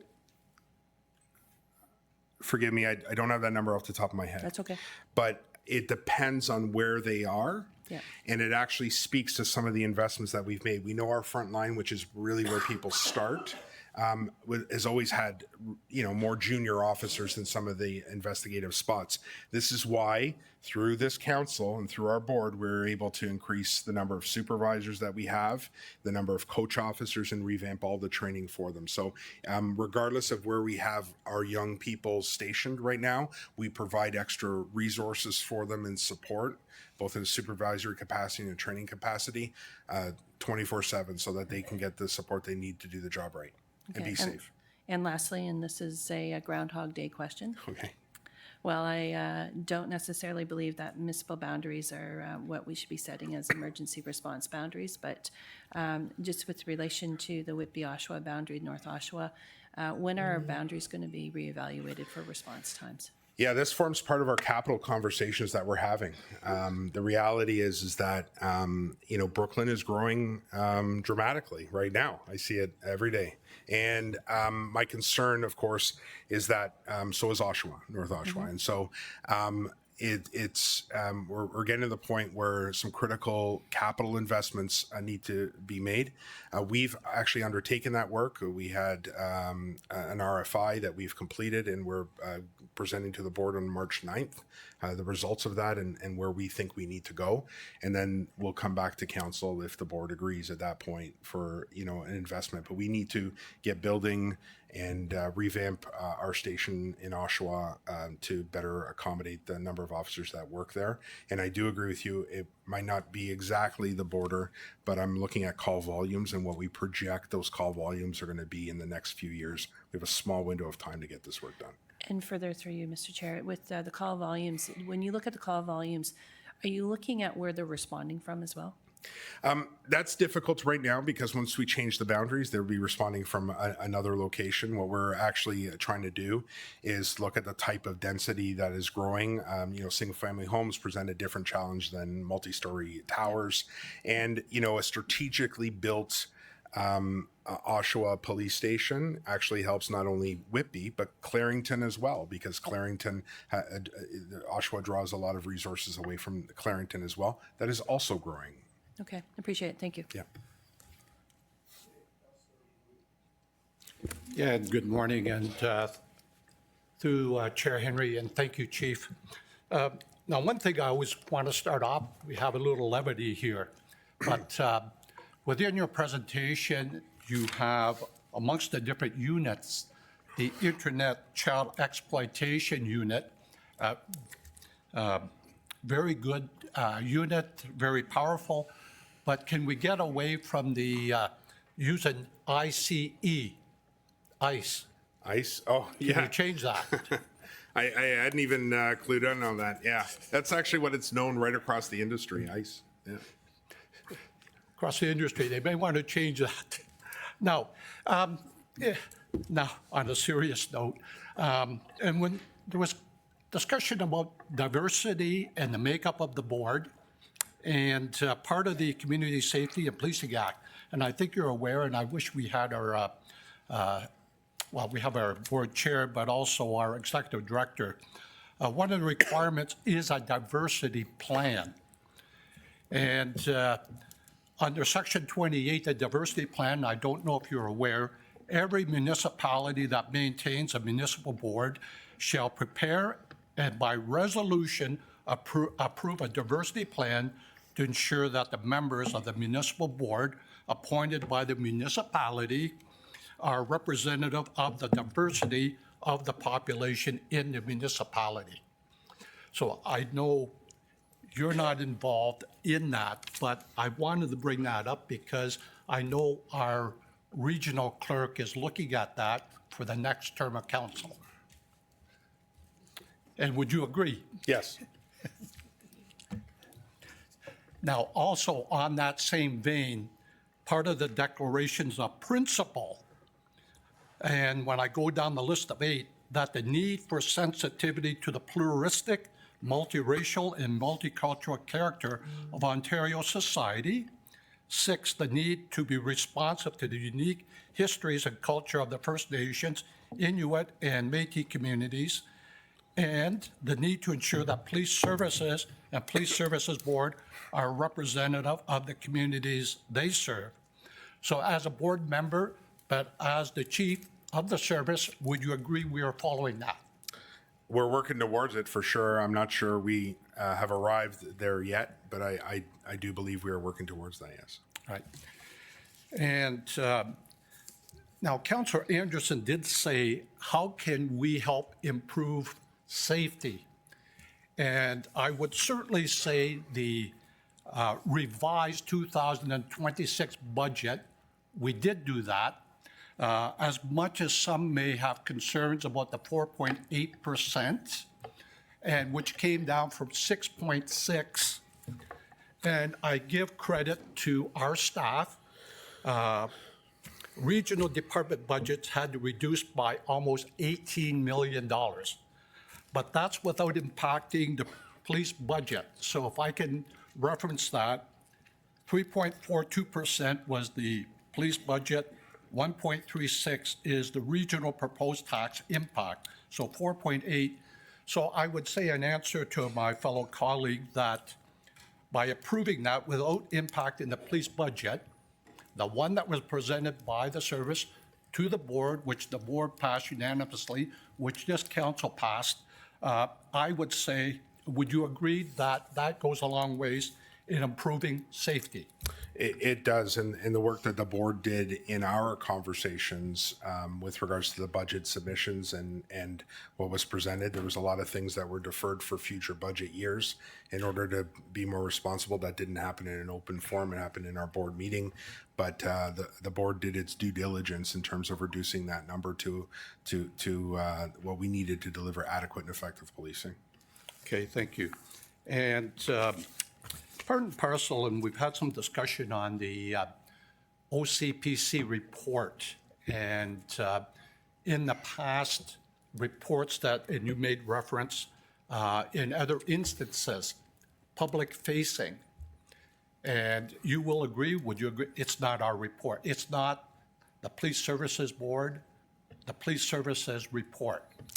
Yeah, that's correct. And I think that, you have to look at just how contentious it was given the FOI redactions that were made. Although I will say that, out of the 33 recommendations, only 2 are redacted and 2 others are partially redacted with, minor redactions. So the spirit of the recommendations, I think, lives and is pretty evident to everyone. But yeah, it's not our document, and we have to be very, very careful how we handle that information. And can I say, and I think it was mentioned, you're going to be 3 years with us. Did you ever imagine that you would be coming into this with the OCPC report coming to us? And but you did say already, since you've come on board and before the report, you've already implemented and worked on some of the recommendations. Yes, I have been waiting for this report. I identified many areas that were reflected within some of the 33 recommendations. I think, and I'm very hopeful, I'm actually extremely eager. I join you, Chair Henry, in wanting this all out. I want this council and our community to know the great work that our men and women do every single day, and the substantive changes that we've made organizationally that better reflect a workplace that they want to come to and a police service that meets the expectations of our community. Councillor Wu? Yeah, and I just want to say thank you very much to yourself. You came in certainly when we're looking at somebody to modernize and transform the service, we are headed in the right direction. And I certainly am very proud of the service, my fellow members on the board, and those are out there every day, 24/7, 365. Thank you. Thank you. Councillor Chapman? Thank you, Mr. Chair. Morning, Chief. Good morning, sir. Just a couple of things. I mean, a great segue from Councillor Wu talking about what the new Police Act talks about in the form of diversity and community representation. So the Police Act changed, the new Police Act came in force in March of 2024, I believe, correct? April 1st. April 1st, I was close. Yeah. Okay. And prior to that, the Police Act wasn't changed. It was changed back in 1994, I think it was. I think it was 32 years old. Yeah, it was very old. But one of the things that changed, the old Police Act used to say that the police department would be reflective of the community. The new Police Act says everything that Councillor Wu said, which is a big difference, correct? That's correct. Something more difficult to work towards than generalities. We are working towards it. So when we take that further into oversight with the old Police Act and the Ontario Civilian Commission on Policing Services, the oversight was less than the new Police Act with the implementation of the Inspector General. Would that be?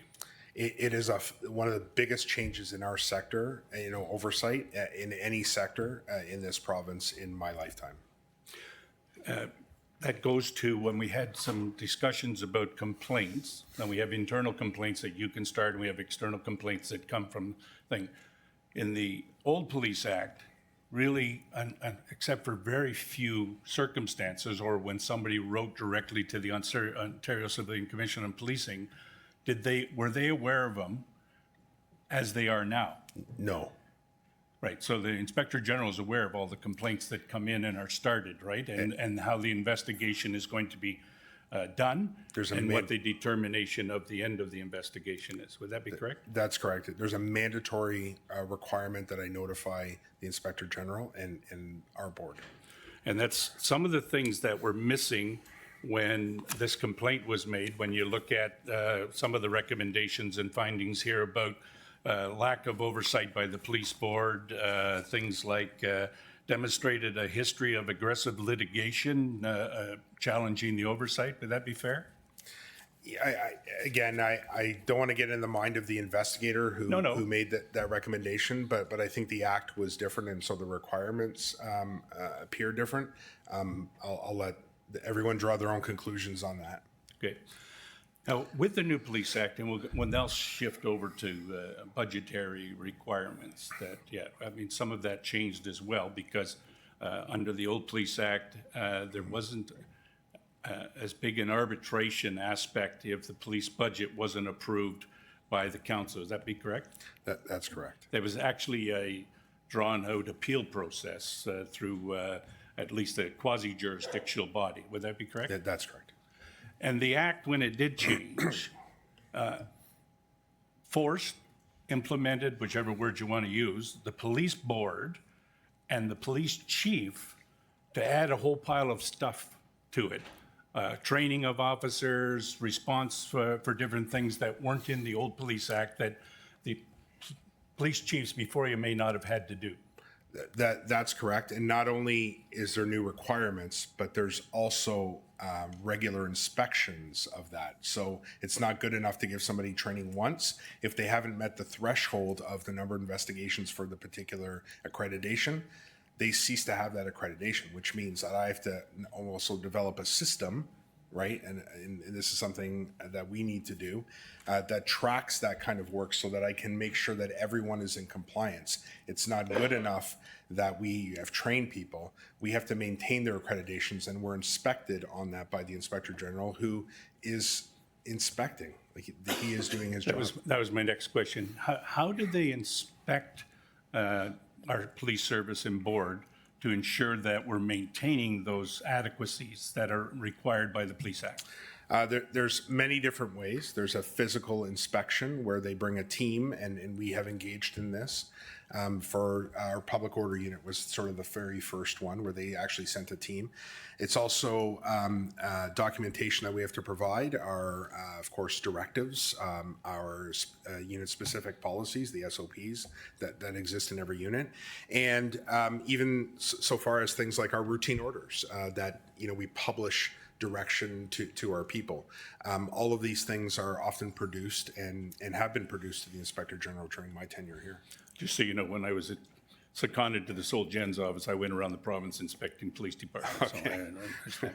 So those big changes in the Police Act, both oversight and training, do you feel they're good for the community and the safety of the community? I think they're paramount to ensure public confidence in policing, and more importantly, that we are delivering adequate and effective policing to our communities. Emergencies like Tumbler Ridge, what happened in Portapique, for instance, are all warning signs that when we don't have a strong rigor around investments in policing and the safety nets that need to exist, that really bad things can happen. Right.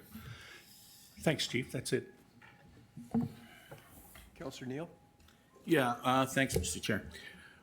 Chief, I don't know if this has been asked already because I had to vote, but is bullying at the school level, do the police get involved with that? Yeah, our school liaison officers have an anti-bullying lecture that they provide, and that increasingly we are trying to be engaged with school administrators who are on the front lines, if you will, of identifying that. And so we send resources there, and we do have resources Okay, good to hear. And in regards to what Mayor Roy was talking about, the boundaries, like, they're not great North Oshawa right now, and especially with the commercial. I see the commercial and retail theft is 180, I think.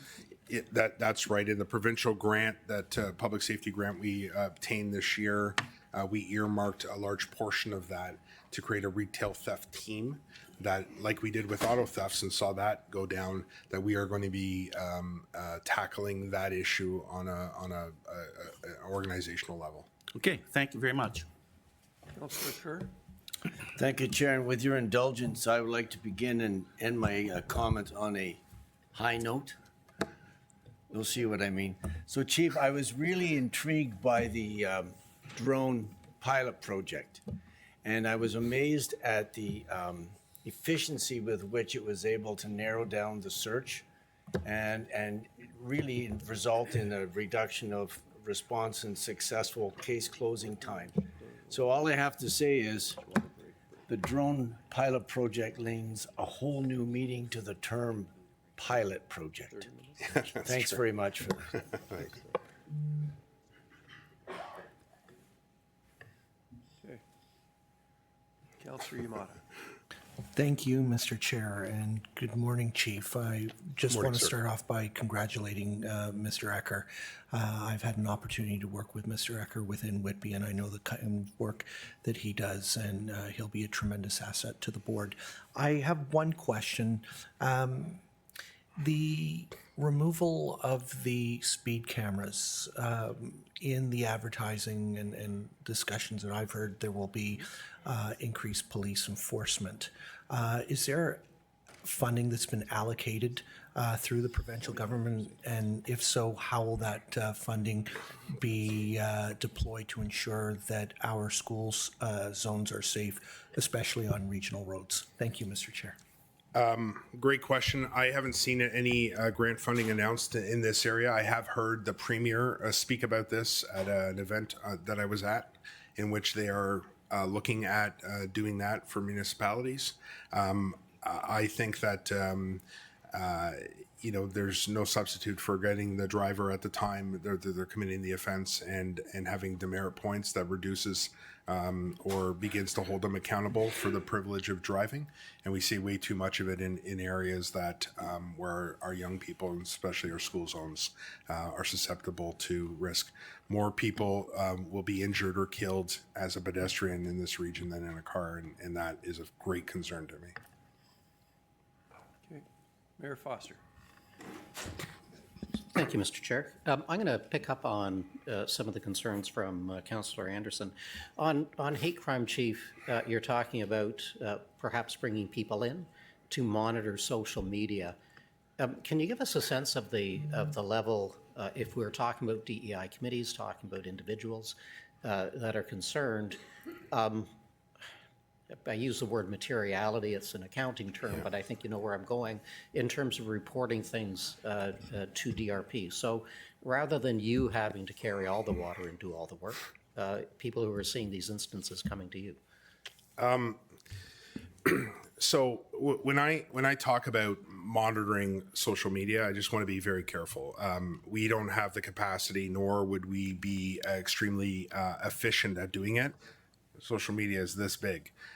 But as it relates to our communities and when we begin to see trends, having the capacity to look at what public sentiment on a topic that exists is a capacity that I would like to grow.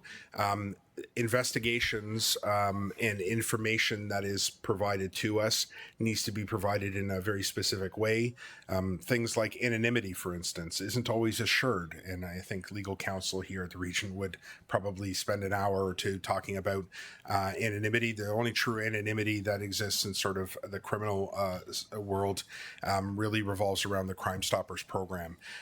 So it depends on the nature of the information that is being collected, the manner in which it's being collected, and whom is doing the collection would all factor into whether or not that is usable information for us.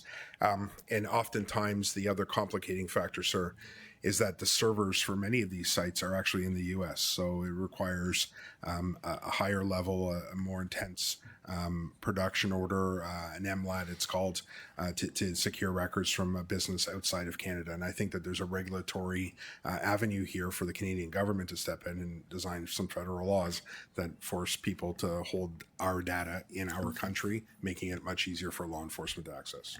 So probably good advice, and I would posit that it may be worthwhile talking to council's DEI committees.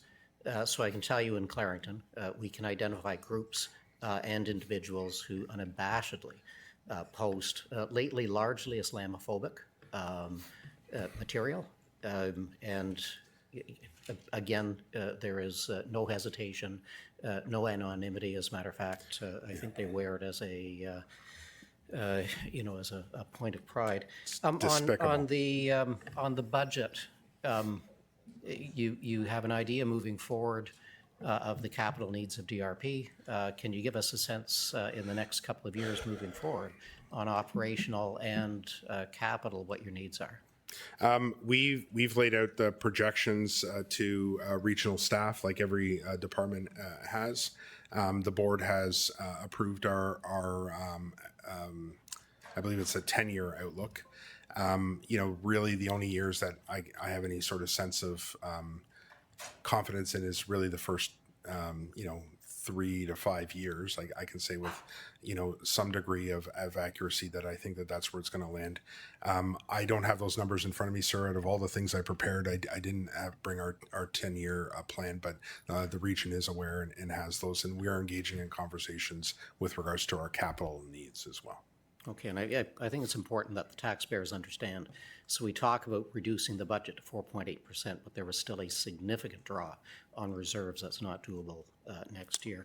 Would you support, I'm going back to Councillor Lee's suggestion.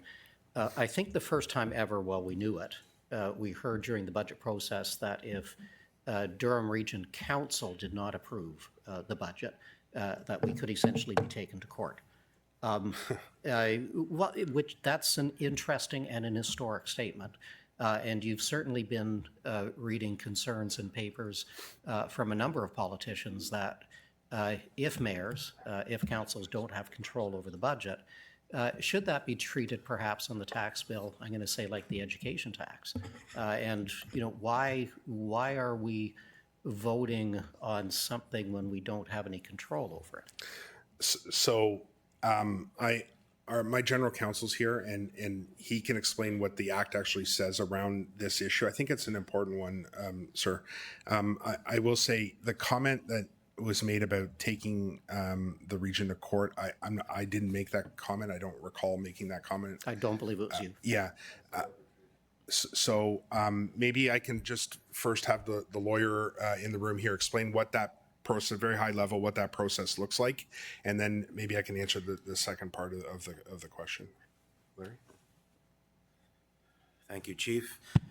Good morning, Chair Henry, and good morning, everybody. So the board has the responsibility to establish a budget that allows the police service to provide adequate and effective policing.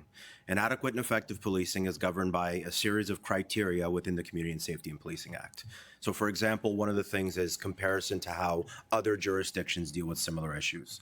I use that as an example because the chief drew an analogy to our missing persons unit in comparison with another similar region and how they police their missing persons unit. So all these budget cases are provided to the board, and they're really all assessed against the backdrop of whether or not we're providing adequate and effective policing. The board then decides on what the final budget is. It's not the chief's budget, it's the board's budget informed by the information that the service provides to the chair and to the Police Services Board. That comes to Regional Council. Legislation in the CSPA does not allow Regional Council to line by line approve items in the police budget. But they do have the ability to say, no, I don't think that this is an appropriate budget, and send it back to the Police Services Board and say, I think this is too much, and ask for additional information. At that point, the Police Services Board has a decision to make. They can either draw a line in the sand that they've found every efficiency they can, and there is no more money to take off that budget in order to meet the responsibility of adequate and effective policing. Regional council can say they don't agree with that, which then it transitions to a mediation arbitration process under the Act, where both the board and representatives for regional council would present their case to that independent third party to assess whether or not the budget as being asked for the board is what is required to meet adequate and effective policing. If that third party arbitrator decides that the board is in fact in need of that money to provide adequate and effective policing, then that decision would be binding on regional council and that budget would be implemented as originally asked. Conversely, the opposite is true. If regional council can demonstrate that that money was not necessary, then the arbitrator could decide on a different number.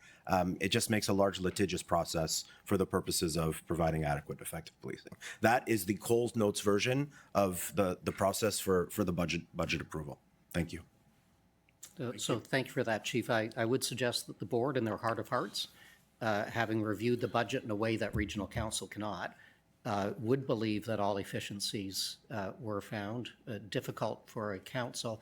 I wasn't speaking to comments made today, the comment earlier, but, when you tack on the Premier's letter, it does give rise to interesting questions.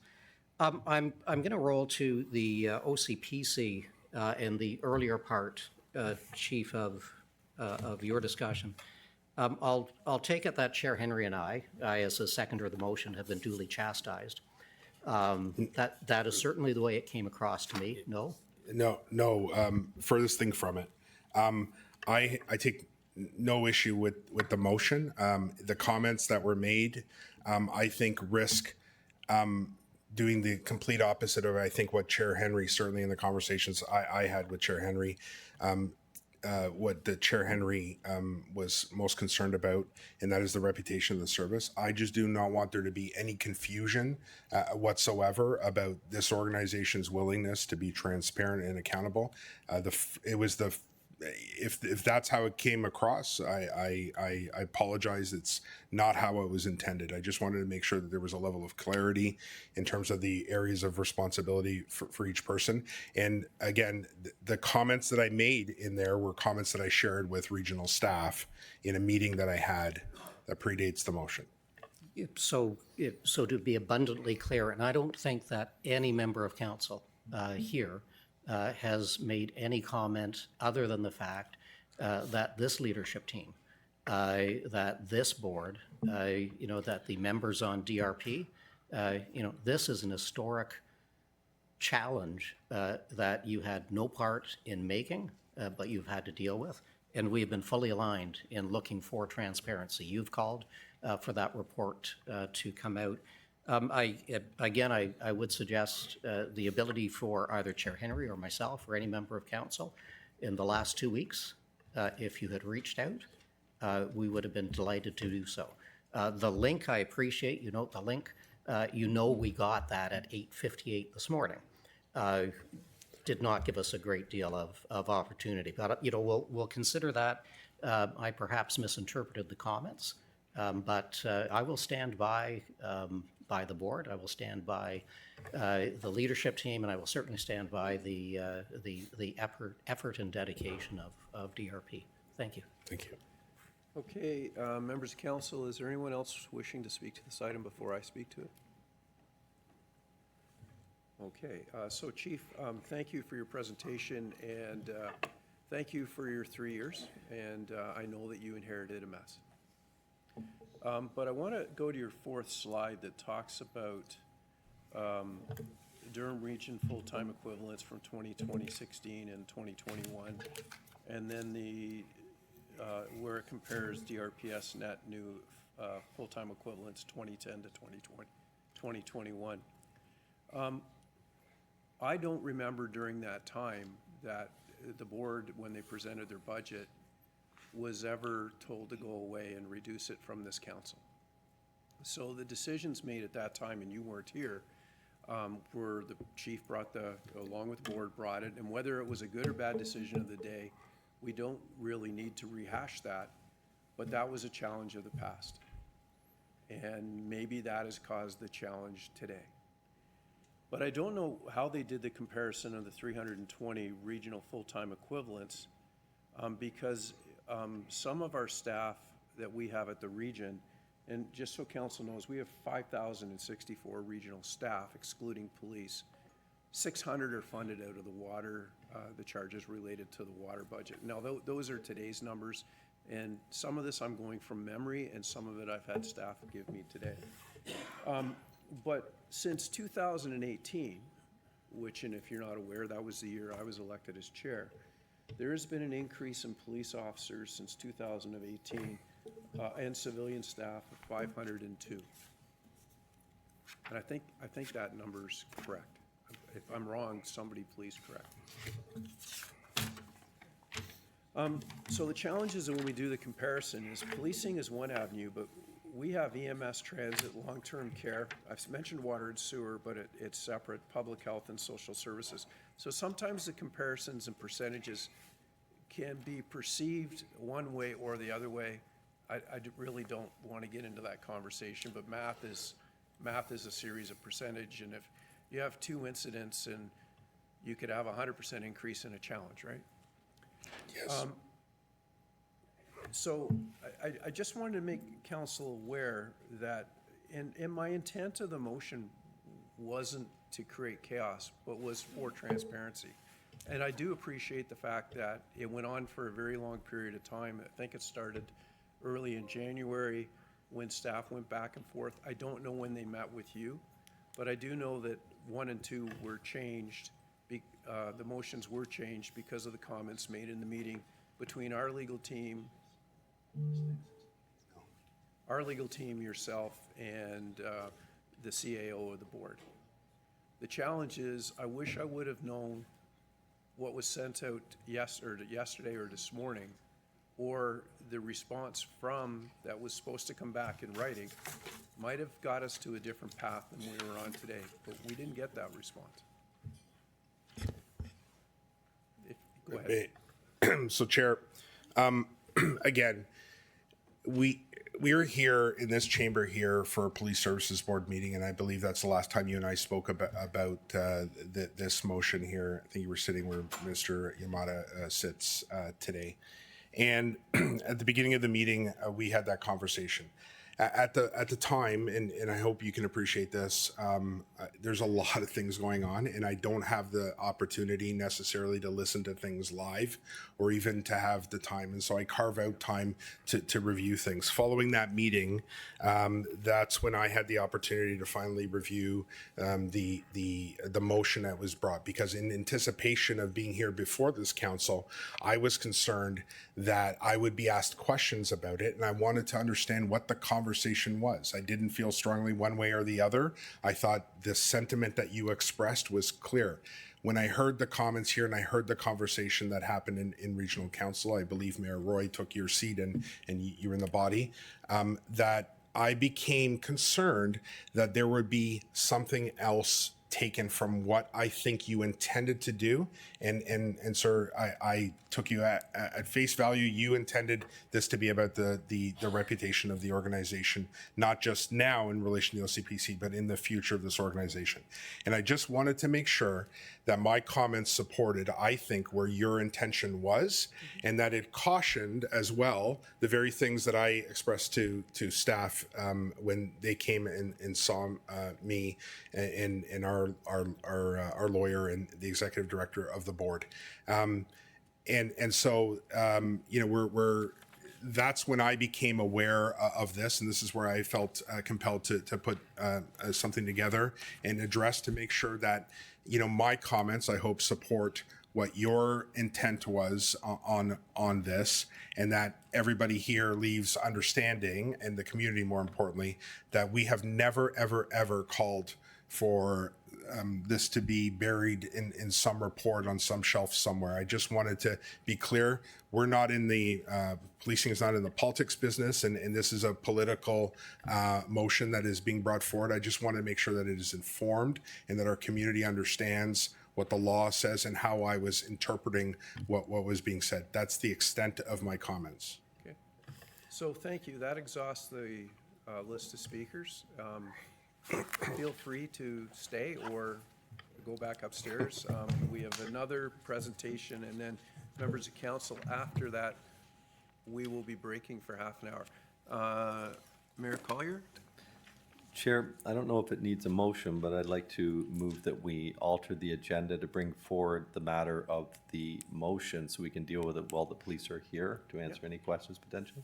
Not a problem. So we need simple majority? Simple majority. So we'll need, seconded by Councillor Chapman to bring the motion forward. It's simple majority, so I just need to see hands. All those in favor? In opposition? Seeing none, that carries. Now, do we need, we can just bring it right to the floor? Okay, so members of council, if you turn to page in your agenda. Mr. Clerk? Pardon? Page 99, please.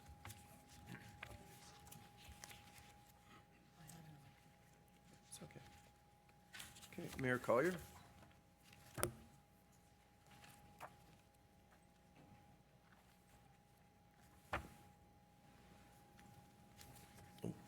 Yes, Chair. Okay, you brought the motion forward. I just wanted to alter the agenda to bring it forward for discussion, Chair. Okay. I didn't need to speak to it. Okay.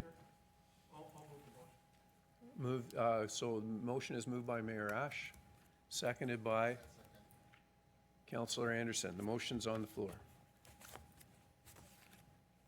Comments? So it starts with Councillor Wu.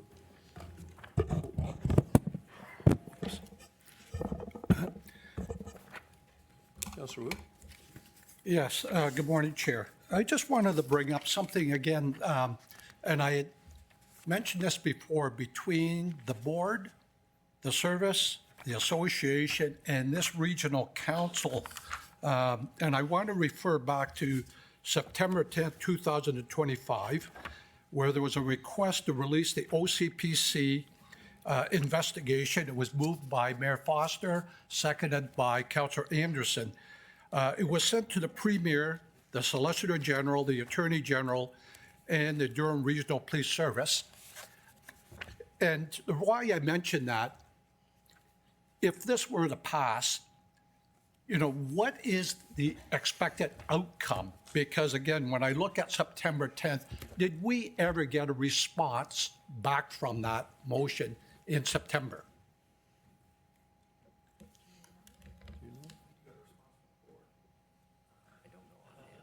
We don't. So the answer to that question is we don't think so, but we'll check. Yep. That's why I say, we can put these motions forward. Where is it going? Just like this one back in September, it's cricket. Thank you. Yeah, so actually, if you read to it, just to help you on item 4, is that regional council requests that the board. So it would be the board. Councillor Chapman. Thank you, Mr. Chair. Just on point 1 is about the board providing an update on the recommendations. We've heard that all goes through the Inspector General. The second one is that we submit a Freedom of Information request for an unredacted. Again, I don't believe we're ever going to get one of those because it's all on the website. But on number 3, I have a question for legal. Can you tell me what legislation allows this council or the senior staff of this region to take appropriate measures to a DRPS employee or former employee, considering the DRPS employees, members, uniform and civilian, are employed by the board, not by the region?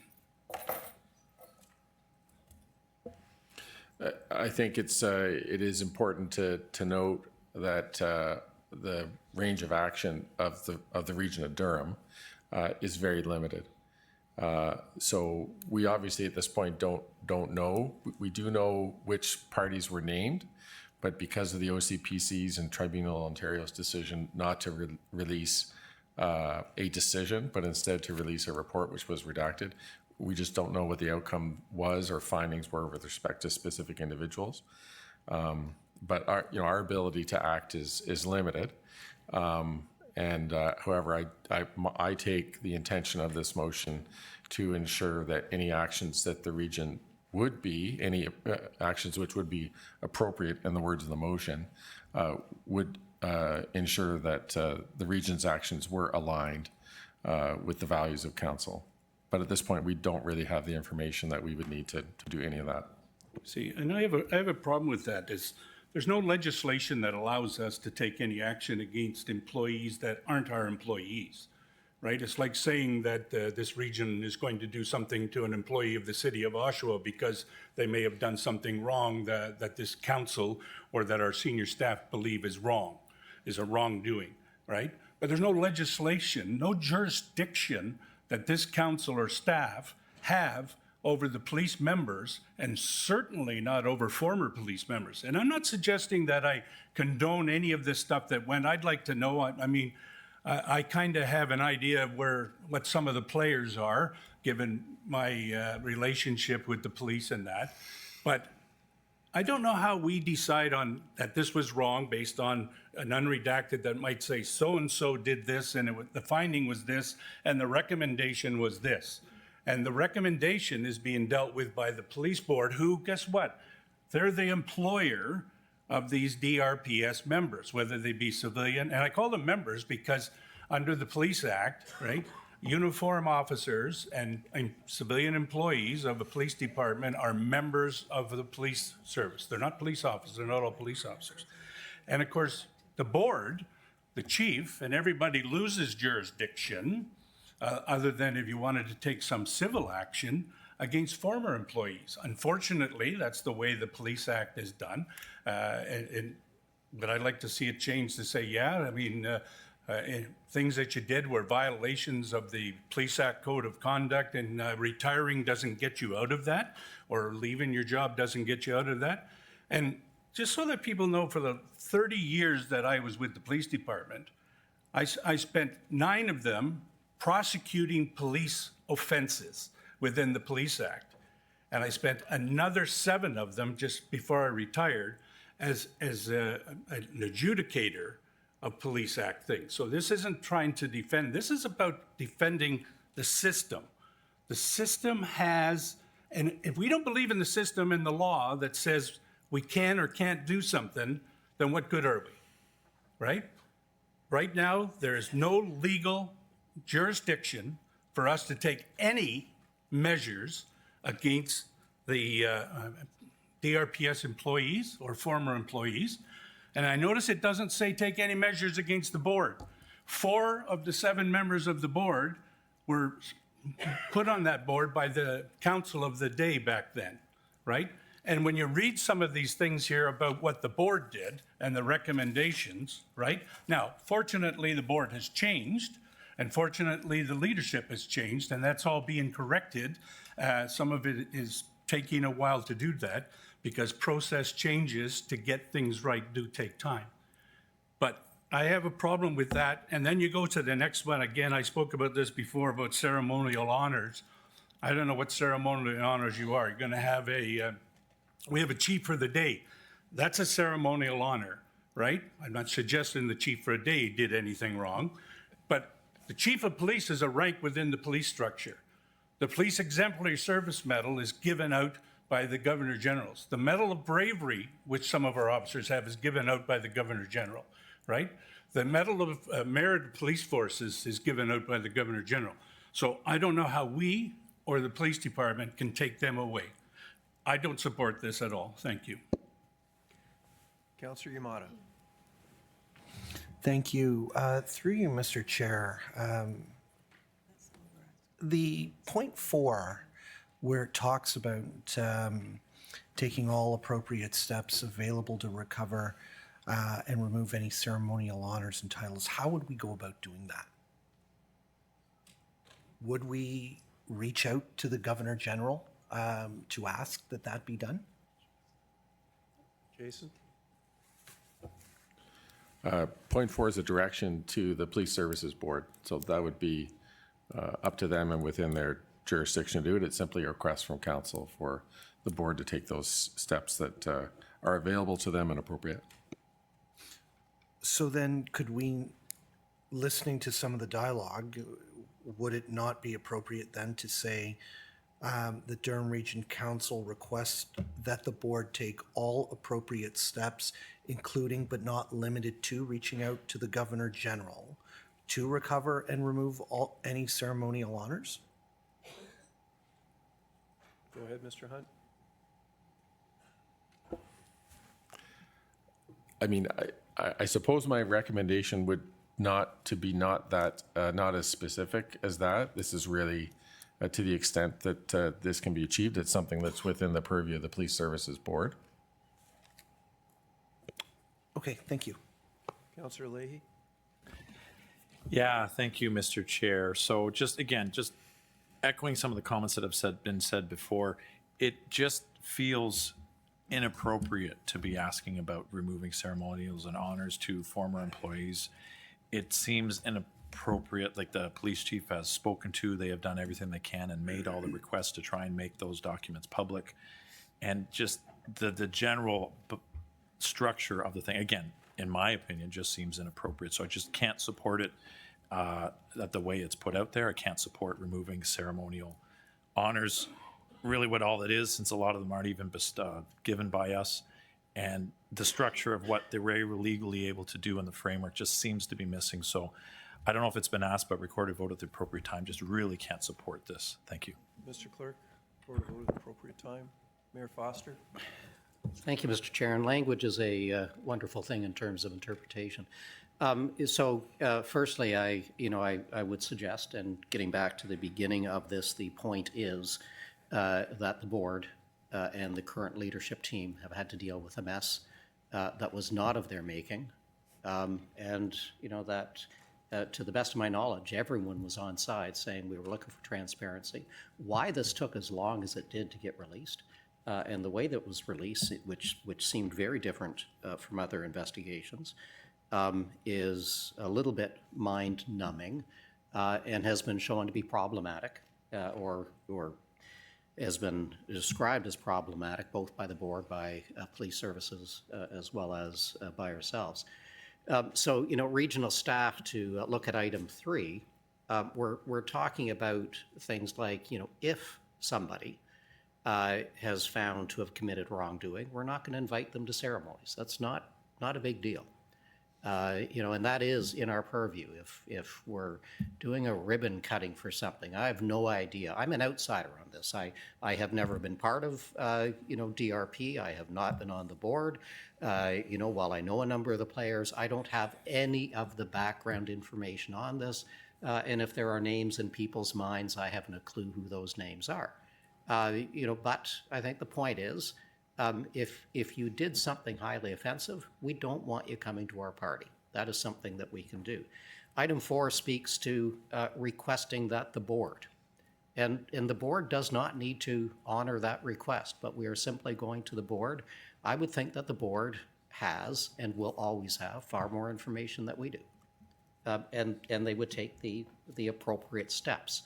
That's how I interpreted this piece. So, the last bit, completion of publicly reported recommendations, this bolsters what the chief is doing.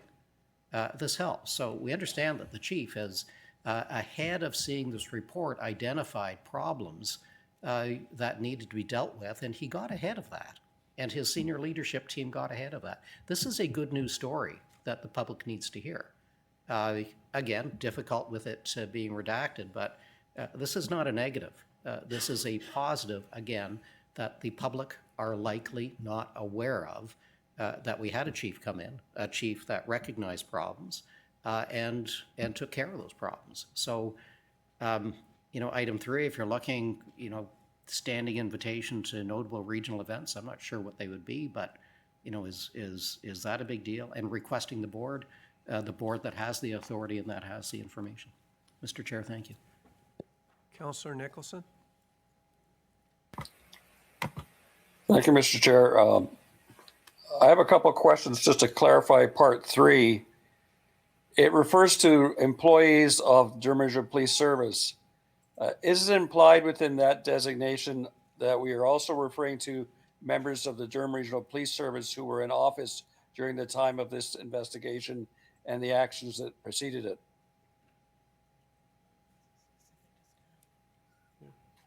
Go ahead, Jason. Well, again, we're somewhat frustrated in this by not having a proper decision from the OCPC. But really, this refers to parties, right? So there were parties who formed part of that complaint. The Police Services Board is an example, but there were also named individuals. So it would be limited to those. If we had a decision, a public decision in front of us, which had findings with respect to each of those parties, we'd be having a much better conversation today with specifics, but it is limited to parties. It would not extend, for example, to, employees who were involved as complainants or witnesses or things like that. That would not be appropriate. This is a matter which should have had a decision rendered, and that decision should have had specific and public findings, one way or the other, with respect to the parties. Okay, that's not the question I asked, though, so let me ask it again.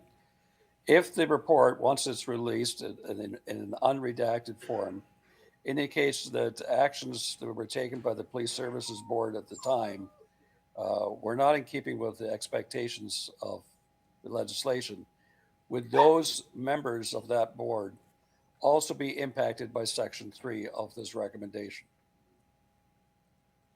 Go ahead. In my view, likely no.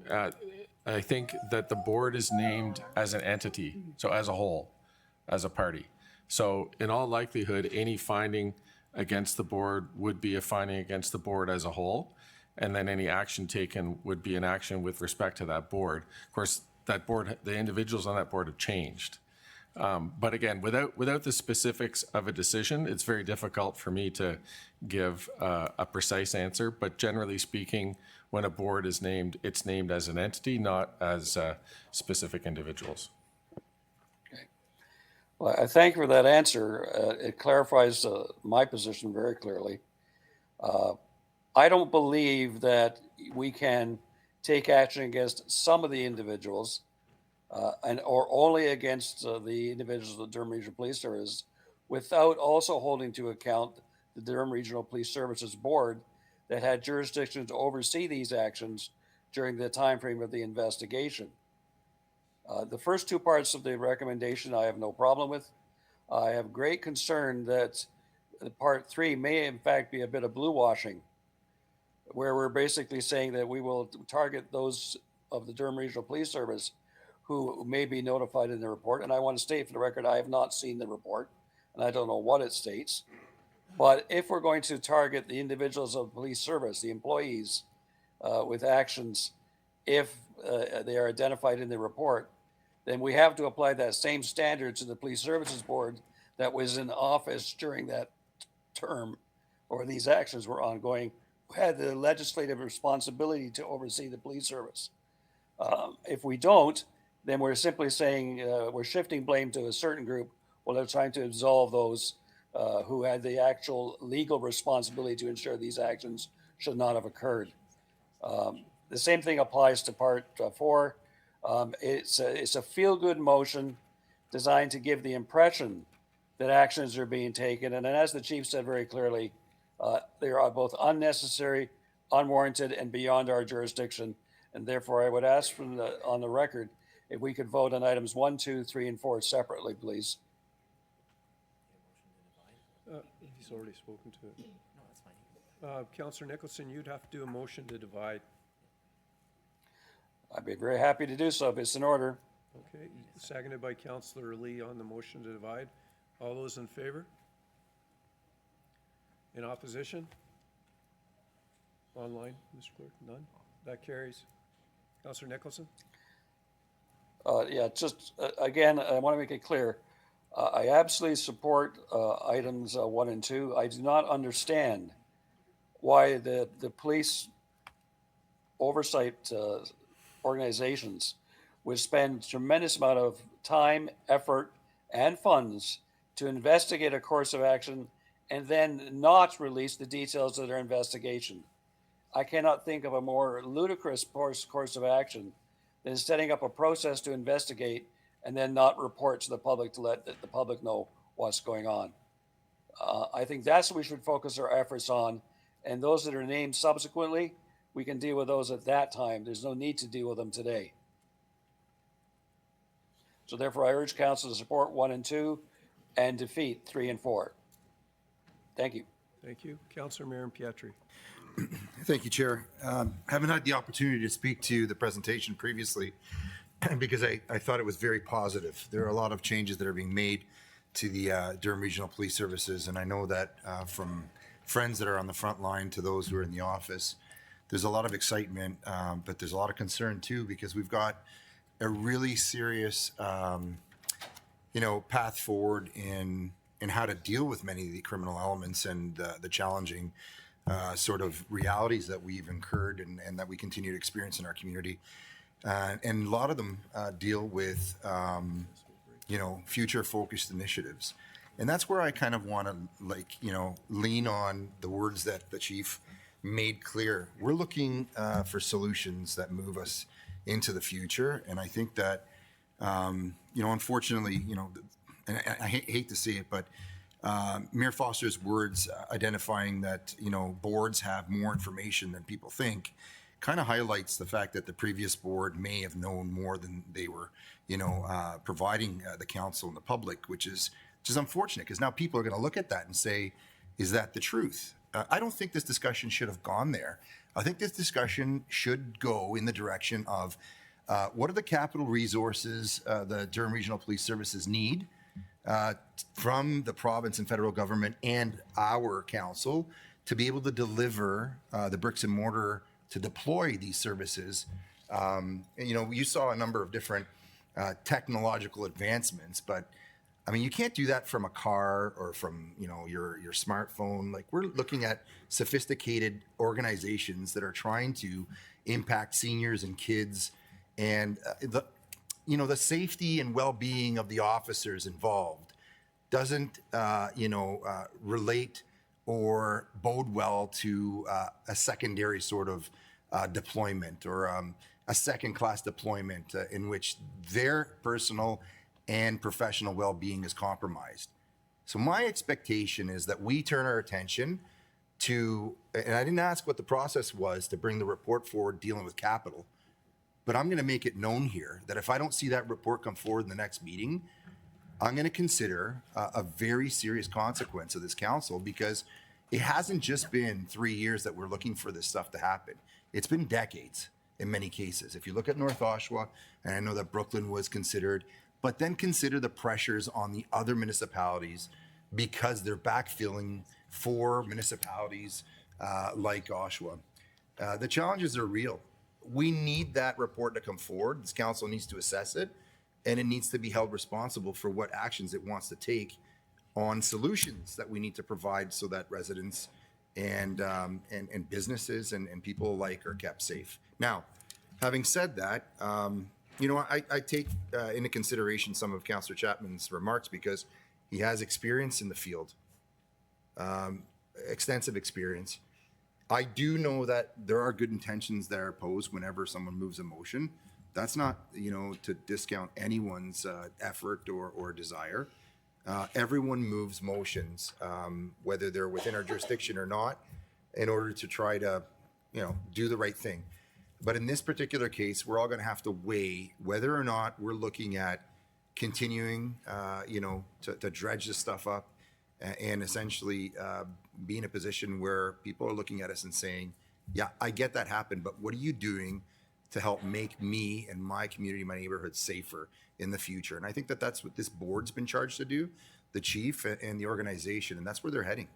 So that's where my support is going to go when assessing what vote to make on these motions. And I hope that we can get that report brought to us soon. And I mean, like yesterday, because it's time. Councillor, the report's coming in May. Thank you. Thank you. Mayor Collier? Chair, I want to be careful not to speak to it because I really feel that this matter should be tabled for now, and I'll just explain quickly why, and I'll make that motion if appropriate. We as a board just made our first submission to the IG end of January. We have not heard back from them yet as to the progress on the 33 recommendations. I think this might be more better to come back after we've received that back and the Inspector General's report on our progress on the 33 recommendations, rather than today. I won't get into the 4 points, but I think it might be more appropriate to bring it then. So if you consider, I would think this should be tabled for now until that time. Mr. Clerk, tabling motion in order. You'll need a seconder. Seconded by Councillor Wu. So on the tabling, what is the expectation on when this report is going to come back?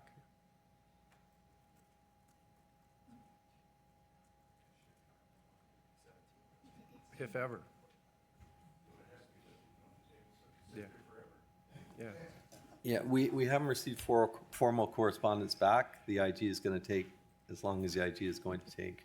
I don't know, but we have made the submission, and that may have a bearing on some of these points. Okay, thank you. So we'll call the vote on the tabling motion, Mr. Clerk. It wasn't, you didn't ask for a recorded vote on the table. You cannot. Record a vote by Councillor Leahy on the tabling motion.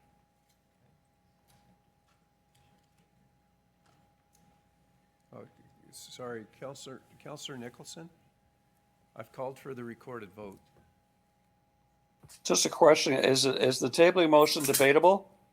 No, it's not debatable. Thank you. Call the vote now, Mr. Clerk. Thank you, Mr. Chair. Recorded vote on the motion to table the matter is starting now.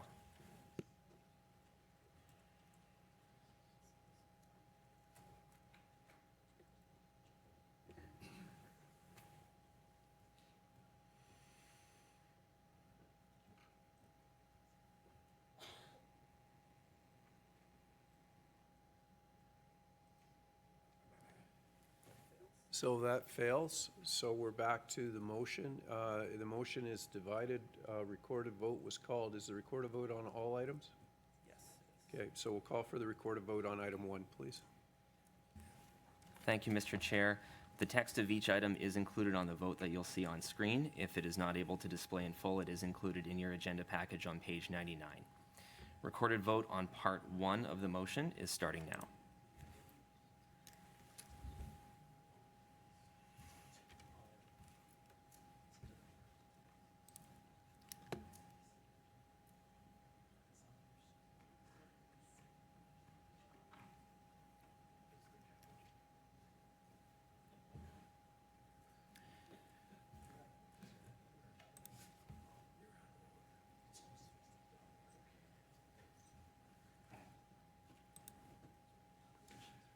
So item 1 carries. On item 2, Mr. Clerk?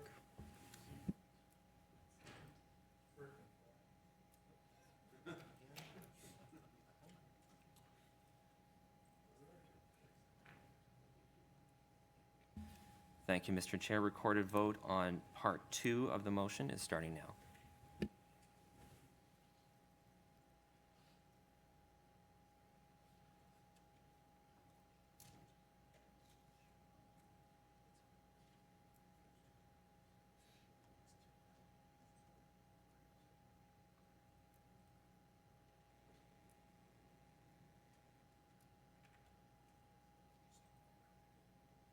Item 2 carries. On 3, Mr. Clerk?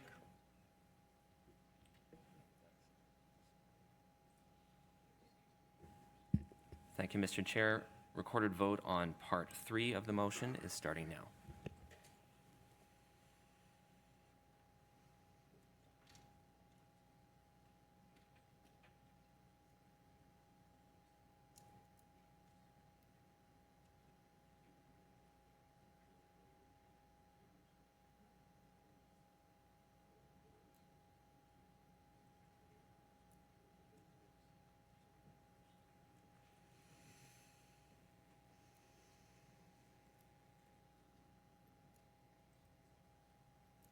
Item 3 carries.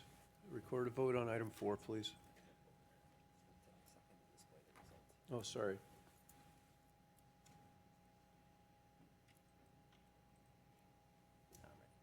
Okay, on item 4, please. Thank you, Mr. Chair. Recorded vote on Part 4 of the motion is starting now.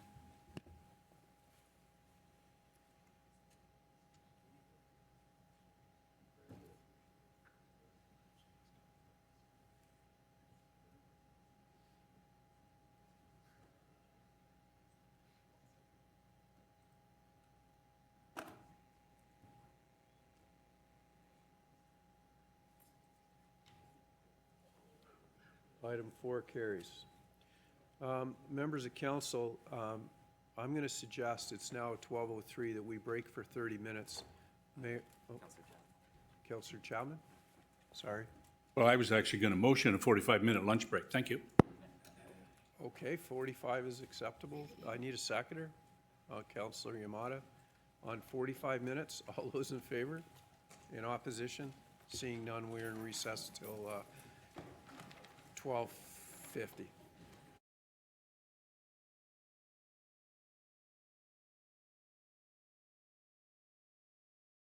Okay, I'll call this meeting back to order. Mr. Clerk, can you do a roll call, please?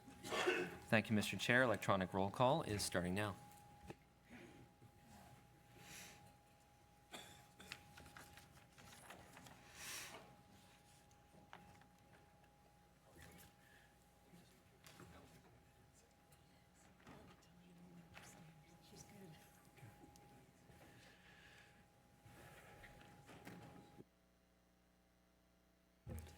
Okay, we have quorum. We're back into our regular agenda. Item 5.2 is Allison Hector Alexander, Director of Diversity, Equity, and Inclusion, and Barb Goodwin, Commissioner of Corporate Services, on the Equity Audit Update. So when you're ready, good afternoon. Okay, good afternoon, everyone. And so this afternoon, I am here with Commissioner Barb Goodwin to provide an update on the implementation of the equity audit recommendations and share next steps. So you may recall that the region underwent an equity audit back in 2023, conducted by a third party to identify impediments and ensure regional policies and practices promote fairness and inclusion.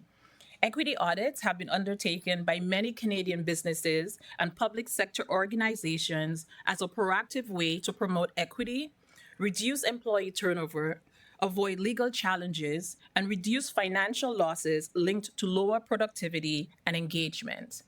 This work supports a cultural shift through policy, program, framework changes, and development to a more equitable approach, which recognizes that people may need different things to fully participate. I will now hand over the presentation to Commissioner Goodwin, who will discuss the implementation and progress of completing the audit's recommendations.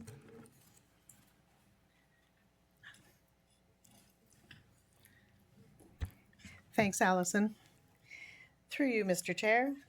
The Diversity, Equity, and Inclusion Division and the Human Resources Division have continued to collaborate on the recommendations from the equity audit, and we are very happy to report our progress. At this time, we have met 97. We updated the number that's not on the slide right now, and we've met 97% of the recommendations, so 83 out of 86. We are using the word met instead of complete in this report to emphasize that we have completed the recommendations as presented by the audit, but we want to note the importance of continuing the work we are doing, and will monitor the changes as they are used in our systems and continue to make changes, evolve the processes, and develop the metrics to capture outcomes and changes in our culture. Next slide. This graph represents the 86 recommendations by each area and supports an understanding of the level of work undertaken by regional staff. As you can see, 75 of the recommendations were the responsibility of the Human Resources Division, 9 by the DEI Division, and 2 by the Regional Chair's Office. We have 3 left to complete, one of which is the audit and report to Council in 5 years. Next slide. Recommendations in the equity audit included a call for the development of an equity-focused strategy to guide the organization on embedding equity throughout its policies, programs, and processes to foster a more welcoming and inclusive environment. The new Diversity, Equity, and Inclusion strategy that was approved by Council in September of 2025 is now active. In addition, Durham Region's 2025 strategic plan acts as a compass to advance our work to achieve the future we want to create. The plan was approved by Council in January 2025. The equity audit provided a data-driven foundation for identifying gaps and opportunities. With the release of the new Diversity, Equity, and Inclusion Strategy and the new strategic plan, the equity audit is no longer a standalone item and is now connected and embedded in our strategic direction. I'll now hand the presentation back over to Allison. Thank you. Thank you, Barb. So the remaining recommendations are scheduled to roll out over the next few months, meeting 85 of the 86 recommendations from the audit. As a longer-term commitment, recommendation 66 is to conduct another staff census and equity audit in 5 years from our initial report to assess progress. At that time, we will have met the last recommendation, and from there, we will be able to measure the impact the work has had on the organization, systems, and people. Until the time we conduct another equity audit, our focus will transition to a post-implementation phase, looking at additional pathways to equity that we have identified during the work that has already been completed. Our future focus on continuous improvement, including improving workplace culture, identifying other areas that we can make improvements to better equity across the region, help support the foundation of the new strategic plan, including making the region of Durham a great place to work, and by supporting the health, safety, wellness, and skill development of staff.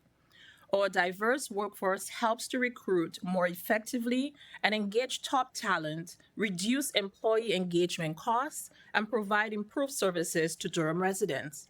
We do so by being responsive to the needs of community we serve through the strategic level where program and service design decisions are made and at the point of contact between Durham Region and residents, clients, and service users. We would like to acknowledge the collaboration that has supported achieving these results. Through this, we are continuing to foster a culture of equity, diversity, and inclusion. And this journey we're on is not one that can be taken alone.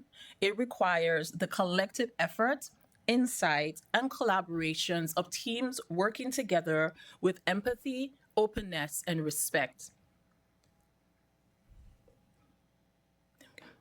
So at the last update, we were asked to report on the impact of this work.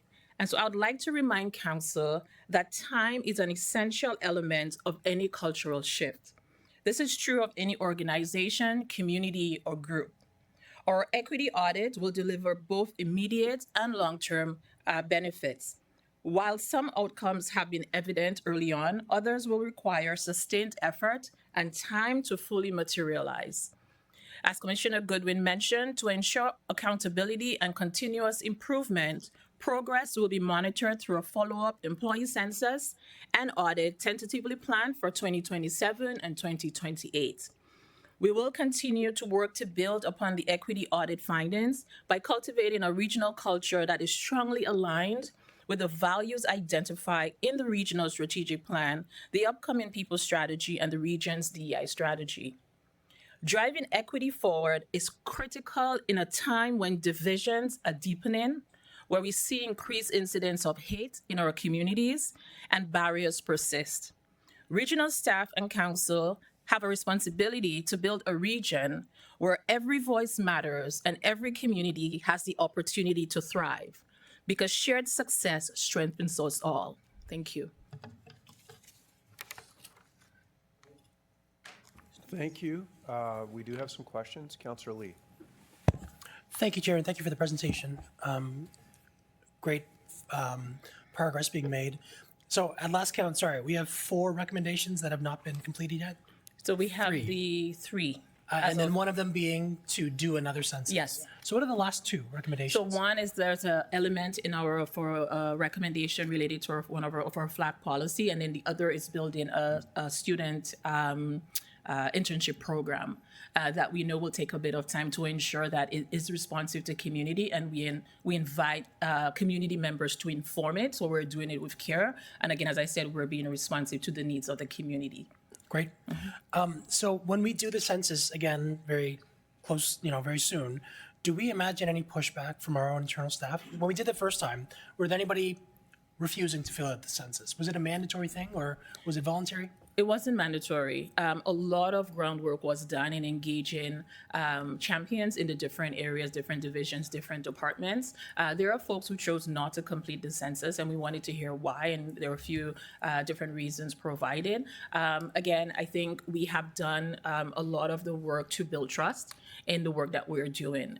We have been very transparent around the areas where we have experienced challenges, and we've also been very transparent in the way that we celebrate the wins and celebrate in general. So my hope is that the work that we are doing to build and really nurture those relationships will in itself show the increase in the sense of inclusion that folks may feel.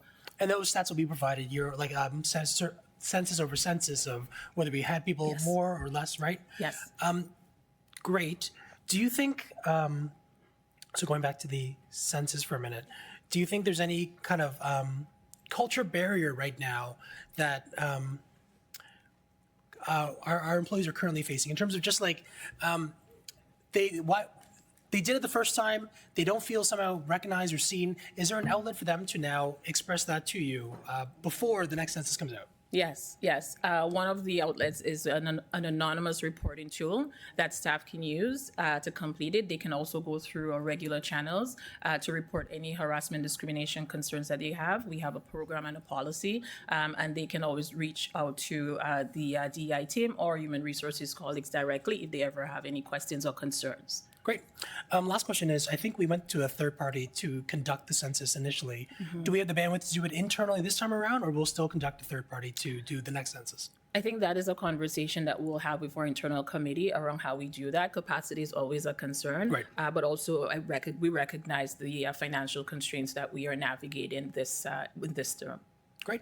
Thank you very much for all your work. Thank you, Chair. Thank you. Is there any other member of council?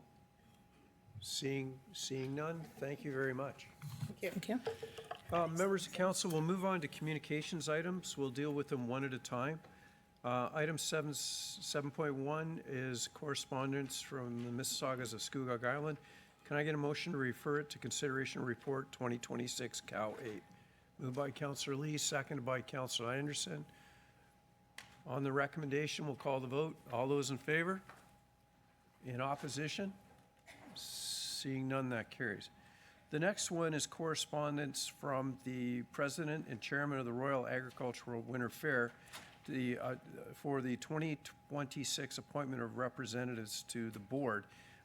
Councillor Pickles, you have been our representative. Would you be interested in continuing? Members of council, could I get Councillor Chapman, thank you. Moving Councillor Pickles, seconded by Mayor Roy. Are there any other nominations? Councillor Marin Pietri, I'll move to close, seconded by Mayor Collier. We'll call the vote. All those in favor? In opposition? Seeing none. Councillor Pickles, congratulations. Thank you. I'll go ahead. That's good. Okay. 7.3, correspondence from Louis Bertrand, Scugog Residents, Environmental Assessment Funding, Northeast Pickering. Could I get a motion to refer that to report 2026 Cal 8? Moved by Councillor Wu, seconded by Councillor Yamada. On the referral, all those in favor? In opposition? Seeing none, that carries. Reports related to delegations, there are none. We'll move on to committee reports. Okay, Councillor Leahy, I'll come to you in a second. Moved by Mayor Ash, seconded by Councillor Gerard, that recommendations contained in items 1 to 6, inclusive of report number 1 of the Finance and Administration Committee, be adopted. Polls, Councillor Leahy. Thank you, Chair Henry. Pull item 4 related to the report around the Auditor General. Item 4. Are there any other polls? Online, Mr. Clerk? Okay, so on the remainder, I'll call the vote. All those in favor? In opposition? Seeing none, that carries. On item number 4, Councillor Leahy. Perfect. Thank you, Chair Henry. So I have a motion to propose regarding the Auditor General report. I gave it to Mr. Clerk. If we could have that on the screen, if possible.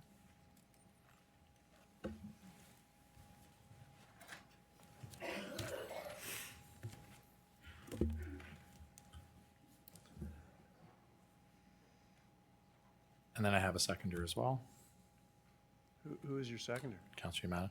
Councillor Yamada, okay.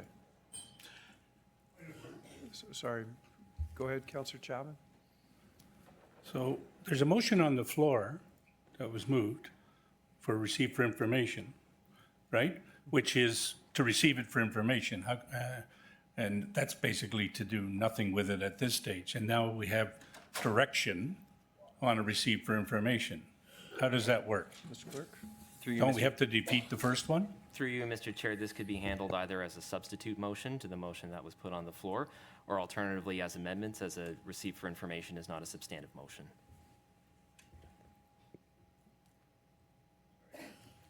Go ahead, Councillor Chapman. So receive for information is not a substantive motion, which, hold on, let me get my question in. Which in the past, when people have moved the motion for receive for information, we've always had to defeat that, especially at committee, before somebody could introduce a replacement motion. And I didn't think replacement motions are allowed by the procedure. You have to vote on what's been put on the floor. You can amend it, but I don't know how you amend the receive for information. Through you, Mr. Chair, within our procedures under receive for information, you can add instructions to receive for information, so that would be the way to amend it in this respect. Otherwise, council could either withdraw the motion to receive for information and introduce the substitute, or defeat it and then bring this one forward. Okay, thank you. Okay, we're good to proceed. So the receive for information is on the floor. You should ask if you want mover and seconder to withdraw that and introduce this. Okay, thank you. I'm just getting clarification from the clerk. Can you hear me? Because I'm not, okay. So the mover and seconder moved the recommendation for receive for information. Councillor Chapman, you're absolutely right. So unless the mover and seconder want to withdraw that, then we will have to act on the receive for information first. Question to you, Mr. Chair, if possible? Sure. Thank you, I appreciate that. So, and that's fine, and we can go through that, but if there's no substantive on the motion and we don't make a decision, does that just mean we go back to notice a motion and have this discussion at the next meeting? Because that would just delay the debate a month if that's the procedural way to go. I'll let you answer. Through you, Mr. Chair, I'm going to refer to a specific section of our procedure bylaw just for clarity. It's under 15.8B. Where council has adopted a resolution to receive a matter for information, further motions pertaining to that matter may be introduced at a later time without requiring a motion to reconsider, unless that receive for information has specific additional instructions that were passed. So those instructions would make it substantive. In the absence of that, yes, you could bring back a motion on the same subject at a future meeting. And then supplementary through you, Mr. Chair, if possible, can we not just add these as amendments to the receive for information and then take action? Mr. Clerk? Through you, Mr. Chair, my advice would be that, yes, you can do that. I understand that it hasn't always been the past practice, and I would defer to the chair's judgment as to the appropriate method to resolve that. Thank you. So I'm going to deal with the mover and seconder of the receive for information. If they choose to withdraw it, not, we'll vote on the item. Mayor Ash. Thank you, Mr. Chair. There was a very lengthy debate at Finance in regards to the receive for information, the report, and a proposal from Councillor Leahy.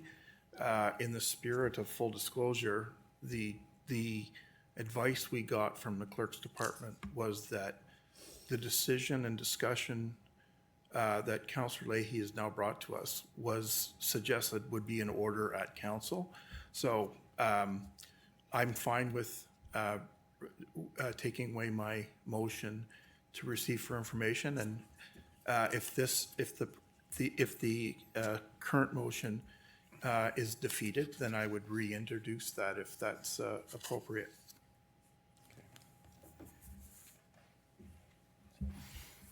So that, I'm getting the nod, but it would also take the seconder would have to withdraw as well, right? So, I'm sorry, who was the seconder of the motion? The vice chair. The vice chair, are you withdrawing that?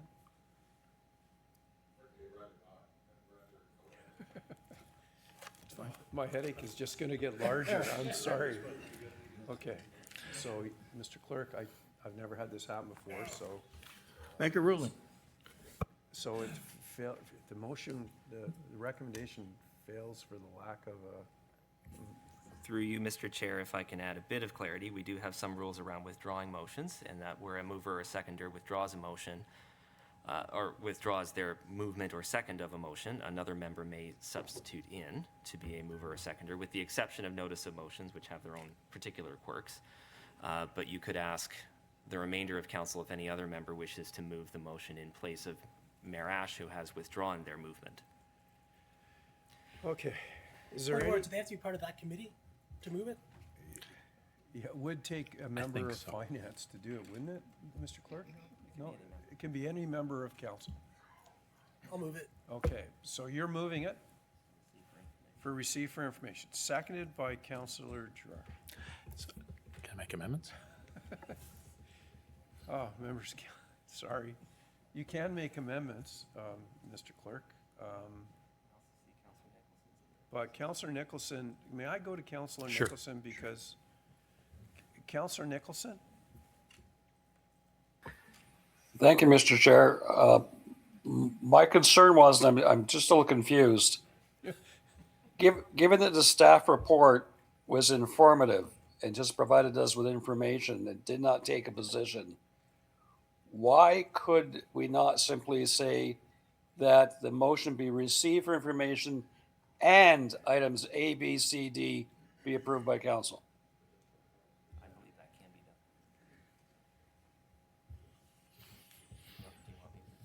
be done. Well, sorry, but A, B, C, and D is in part of motion, or in part of item number 5, Councillor Nicholson. Or maybe, sorry, because on the page that I am in my agenda on 72. So give me 1 second, because I don't have my laptop with me. Say suggesting handling it as an amendment to add those portions, and I think that can't be done. That was not the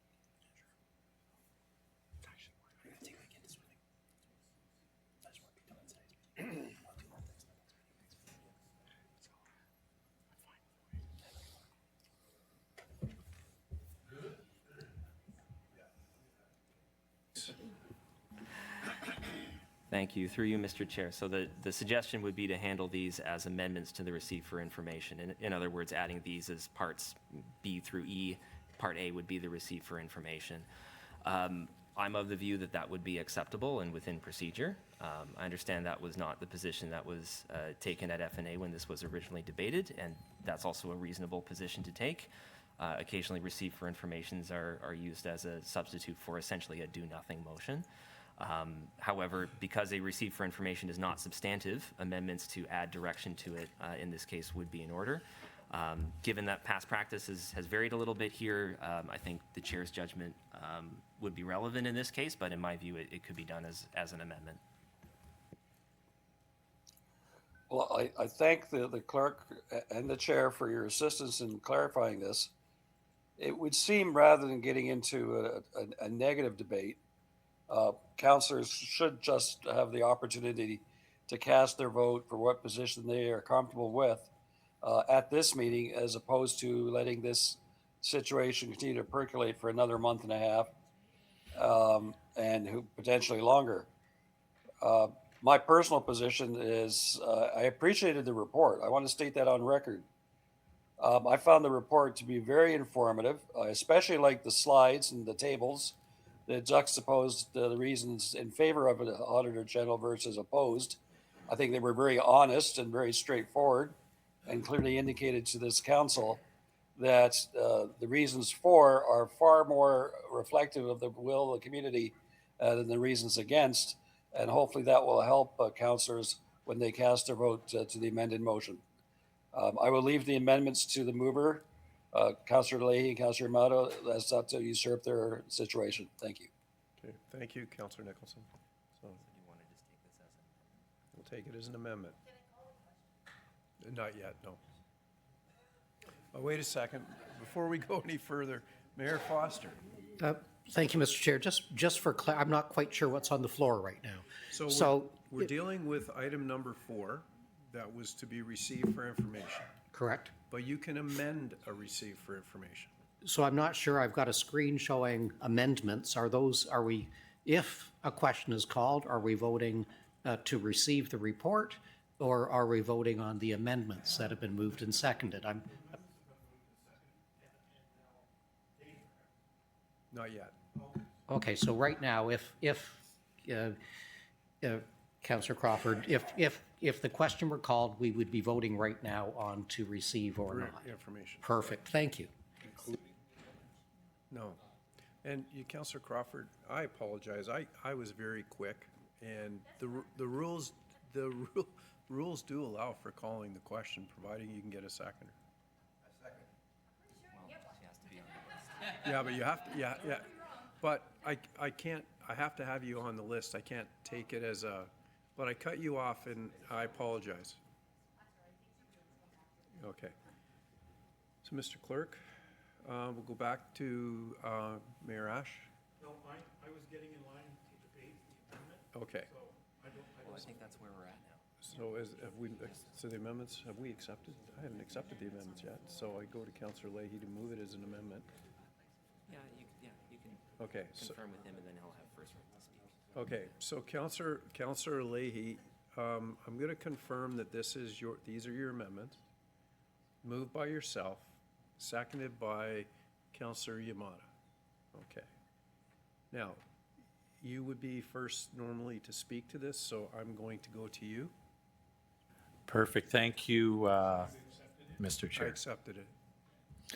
All right. So again, I appreciate that, Mr. Chair, and the indulgence for all members of council. And so then we can just vote and have the decision made today. I'm bringing forward a motion that is fundamentally about trust, public trust, and how we manage billions of taxpayer dollars. Durham Region is responsible for policing, public health, paramedic services, housing, infrastructure, and long-term care. Our operating and capital budgets are significant and growing. With that responsibility must come the highest standard of independent oversight. An Auditor General is not a political instrument, it is a governance safeguard. Under Ontario law, we have the authority to establish an independent Auditor General who reports directly to Council. That independence is absolutely critical.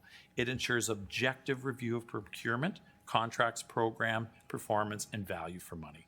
We do not need to speculate about whether this works. The Toronto Auditor General's office has demonstrated measurable results, identifying inefficiencies, strengthening internal controls, and recommending reforms that have saved taxpayers millions of dollars at the City of Toronto.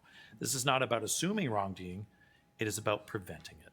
It is about asking, are we getting full value from every contract? Are internal controls strong? Are programs delivering results efficiently? An Auditor General helps answer those questions with professional, evidence-based audits. If we expect residents to continue funding essential services through their taxes, we owe them confidence that every dollar is being managed responsibly.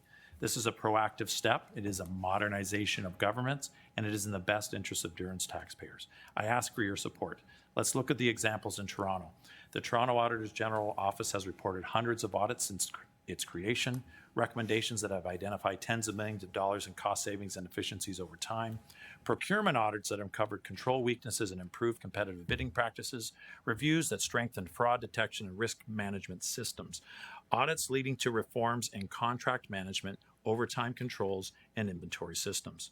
In multiple annual reports, the office has documented significant financial benefits exceeding the cost of operating the office. Demonstrating return on investment for taxpayers, $376 million in savings over 5 years is not an amount that we should ignore. Our constituents have come to understand the amount of savings that can accrue, and the only question they are asking is, what are we afraid of? In the most recent fraud and waste reporting cycle, the City of Toronto Auditor General's Office has demonstrated measurable success in detecting and mitigating financial wrongdoing within municipal operations. Through their fraud and waste hotline, the Auditor General's team received hundreds of complaints and converted them into actionable investigations that protected public funds. From 2020 to 2024, actual losses identified totaling about $2 million from the audit line, with additional $1.1 million in potential losses avoided because issues were detected before the money was lost, underscoring the program's tangible return on investment for taxpayers. Beyond dollars recovered, the office's work has strengthened internal controls and improved policies and procedures, which enhances operational efficiency and deters future misconduct. The 2025 annual audit and hotline reports have highlighted several significant interventions where early detection prevented larger financial harm. In one notable case, auditors uncovered an attempted electricity billing fraud using a retired city employee's credentials that could have cost the city approximately $2.5 million if undetected, but it was detected and it was stopped. Other investigations led to disciplinary actions, including firings for employees engaged in misconduct, such as misusing sick leave while working another job and stealing city property. These outcomes illustrate how audit findings can translate into concrete accountability measures and signal to both staff and contractors that fraud and waste will be pursued and sanctioned. Beyond high-profile cases, the Auditor General's systematic reviews have also shone a light on patterns of waste that, once addressed, help the city operate more effectively. Reports have revealed areas of inefficient spending, for example, inadequate software license management, prompting recommendations that city divisions adopt tighter financial oversight and asset management practices. Implementation of auditor recommendations on complex initiatives, whether it be budgeting, contract oversight, and project cost controls, has further helped curb wasteful expenditure while building a culture of accountability within their administration.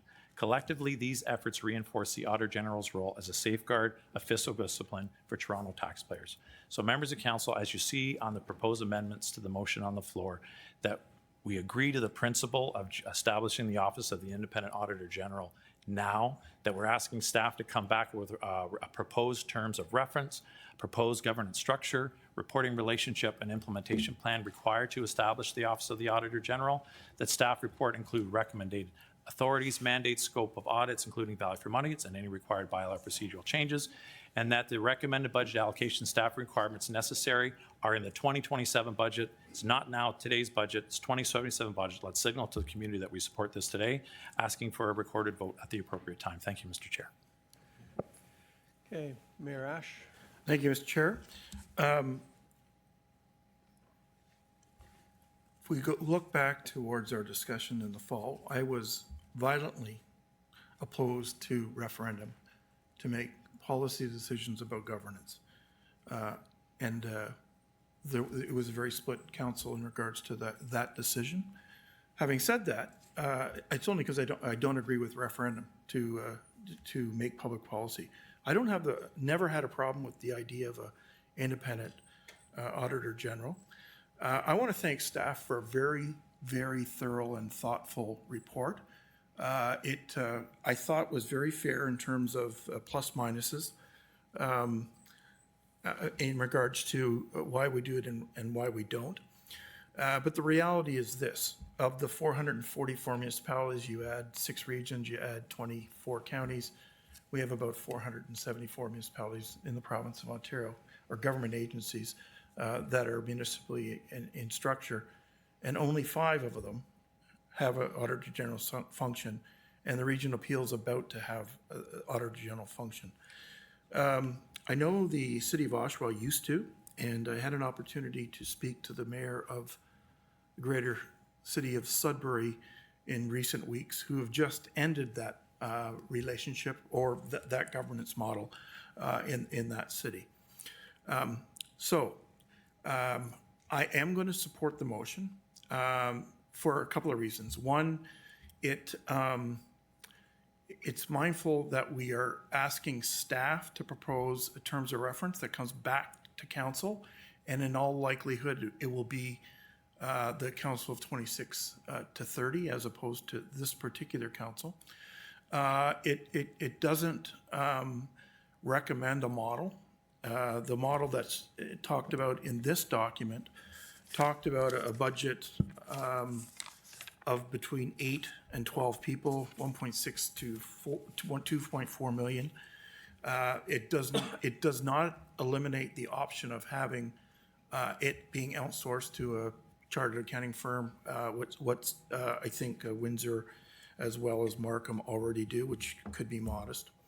And it also, we spoke at fairly great length at Finance Committee about why Durham may not need it. And that's because we have a very robust internal audit process. We have just made a decision to have a core service review, which may identify opportunities for efficiency savings. I don't share the belief that we're going to save millions of dollars, but that doesn't necessarily mean we shouldn't have a process to identify that. I don't think we should be duplicating the governance or a customer service model of the City of Toronto either. So, so I'm going to support this motion because I think it has enough safeguards to appropriately task staff to have further discussion and bring a process that is A, independent, B, within our current budget, because there's no money allocated in the 2026 budget for this.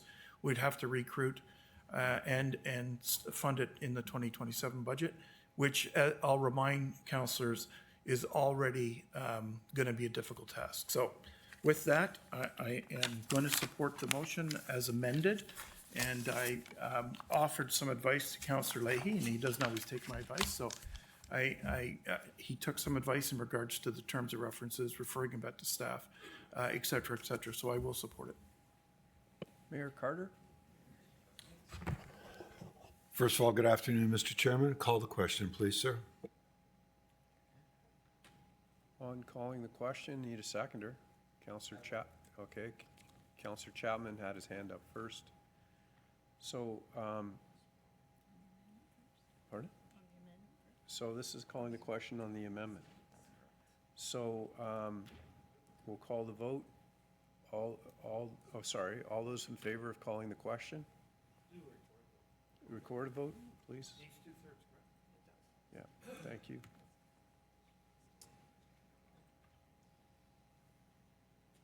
Thank you, Mr. Chair. Recorded vote on calling the question on the amendment is starting now. What happens if we want to divide?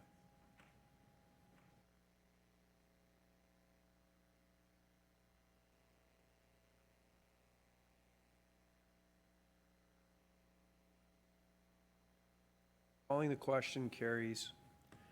Before I come back to you, Councillor Chapman, I have a question for the clerk.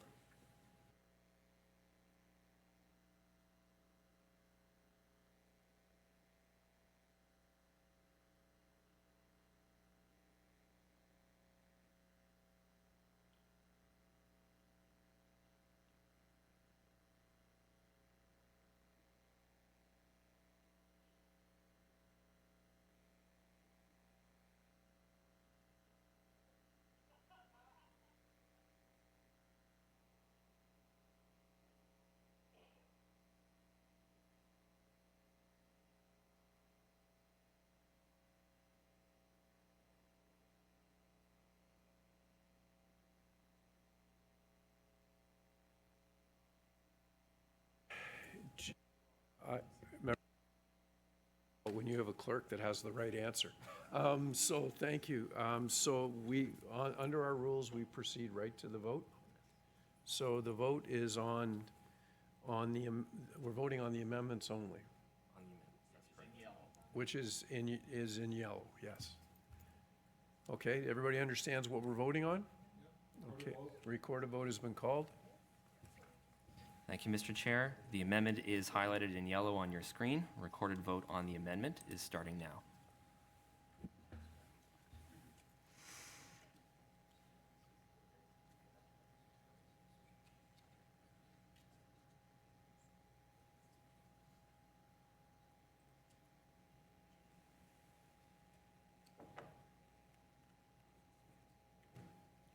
So On the amendment carries. So now we come back to the main motion as amended. Mayor Carter? Call the question. Okay, call the question. There's no one on the speakers list, Mayor Carter, so. But you could ask for a recorded vote. Okay, calling questions. So seconded by Councillor Marion Pietri on calling the question. All those in favor? Opposed? That carries. So on the item as amended, Mr. Clerk, we'll call, I'm going to ask for the recorded vote. Thank you, Mr. Chair. Recorded vote on the motion as amended is starting now.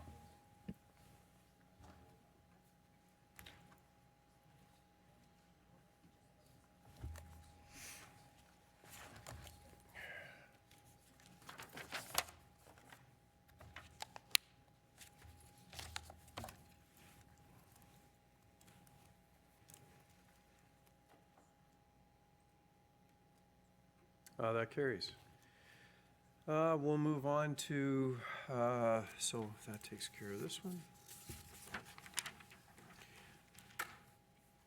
And 73. So moved by Councillor Chapman and seconded by Councillor Pickles, that recommendations contained in item 1 and report number 2 of the committee of the Community Growth and Economic Development Committee be adopted. Polls. Seeing none, I'll call the vote. All those in favor? In opposition? Seeing none, that carries. We'll move on to Works. Okay, so before I read it, Councillor Mackay. Thank you, sir. I failed to mention my declaration this morning of conflict. So on item 2, the sole source procurement and equipment replacement, my husband's company is listed several times. So declaring that, thank you. Thank you. So we'll need a mover from Works. Mayor Barton is not, you have to be on the committee to move it. So moved by Councillor Lee. Oh, actually, we'll move the vice chair, we'll move it. So moved by Councillor Marion Pietri, seconded by Councillor Lee, that the recommendations contained in items 1 to 4, inclusive of report number 1 of the Works Committee be adopted. Polls. Yeah, I'll pull number 2 for Councillor Mulcahy. Okay, on the remainder, all those in favor? On item number, opposed? That carries. On item number 2, I'll call for a recorded vote. Thank you, Mr. Chair. Recorded vote on item number 2 is starting now.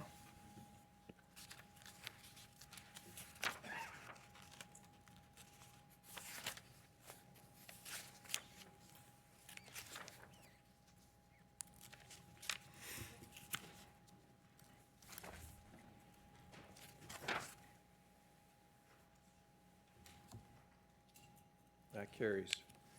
We'll now move on to Committee of the Whole. Well, wait a second. I appreciate the, I appreciate it. So let's get it all on the floor first, if that's okay. Sure. Moved by Mayor Ash, second. With the exception of 5, which is already built. Yes. So moved by Mayor Ash, seconded by Councillor Pickles. Second. That recommendations contained in items 1 to 5, inclusive of report number 2 of the Committee of the Whole, be adopted. Number 5, we've already dealt with.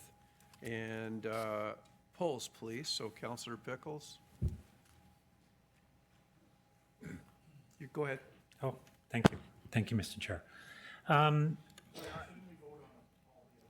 Yeah, sorry. On the remainder, all those in favor? In opposition? Seeing none, that carries. Thank you, Mr. Chair. On item 2, which speaks to entering into an environmental assessment funding agreement, I have an amendment moved by Councillor Brenner that the clerk has and can put on the screen. If you would like to put it on the screen, I can speak to it. Would you like me to, I'm not sure I could read it from the screen, but I could read it from my phone. You can read it from the, if they post it, it should be on the screen in front of you. Oh, I can maybe read it from there, okay. If that makes it easier, bigger print. So the amendment is to add to A, the replacement for Roman numeral 3 there, that the NEPLG will develop a comprehensive EA work plan and submit it to the region for approval prior to commencement. The work plan will include a clear approach to comprehensive and meaningful Indigenous engagement and collaboration, and will provide appropriate capacity funding to support meaningful Indigenous participation as required. And the amendment would also include a new item C that would read that the region undertake meaningful Indigenous engagement and collaboration in the preparation of the EA work plan and throughout the EA process. And if I can speak to it. Okay, go ahead, please. Thank you, Mr. Chair. Indigenous engagement is important. It's important to Indigenous communities. It's important to us, us being here at the region and at the city. And it's necessary to complete the work that needs to be complete that's contemplated by this, this report and this recommendation. We've seen correspondence today from First Nation. We've received some other correspondence, I'm sure everybody has, and you may have received correspondence from Mayor Ash as well that speaks to engagement with Indigenous communities.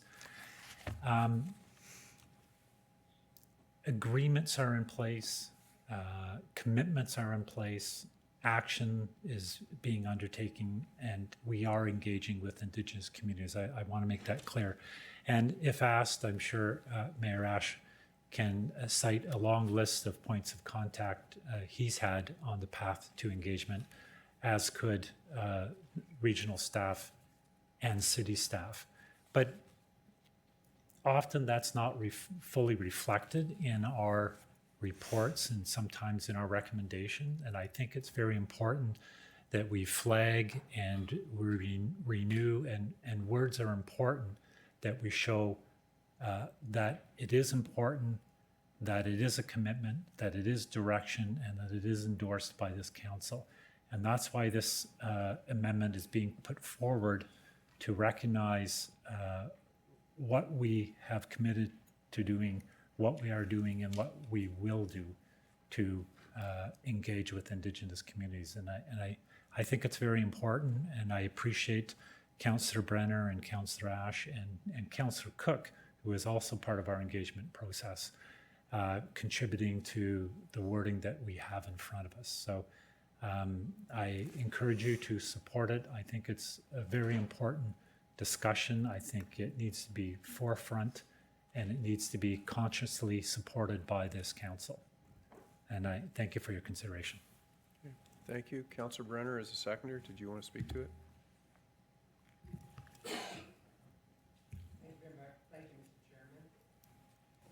I think Councillor Pickles did elaborate very clearly what our thoughts were, and really the key takeaways from this is the fact that we're really stressing the importance of meaningful Indigenous engagement and collaboration.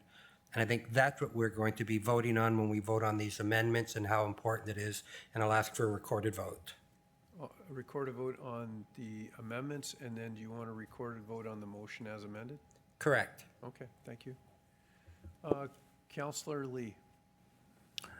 Thank you, Chair, and I appreciate the amendment, because the letter from Chief LaRocca was pretty explicit in their disappointment. I'm just wondering, from looking to the future, let's say the Mississaugas of Scugog Island continue to not support the EA or any of the work the EA outlines. Will this still be brought forth to this council, regardless of their objections? More or less, this amendment doesn't say we explicitly need them to agree with this, but rather we are going to continue to converse with them. Is that correct? So it will come back to council. And it will come back to council, and the report back to council, one way or the other, will include whatever feedback as a result of these discussions with the Mississaugas Scugog Island, correct? Yes. Okay, that's really important. Thank you very much. Mayor Collier?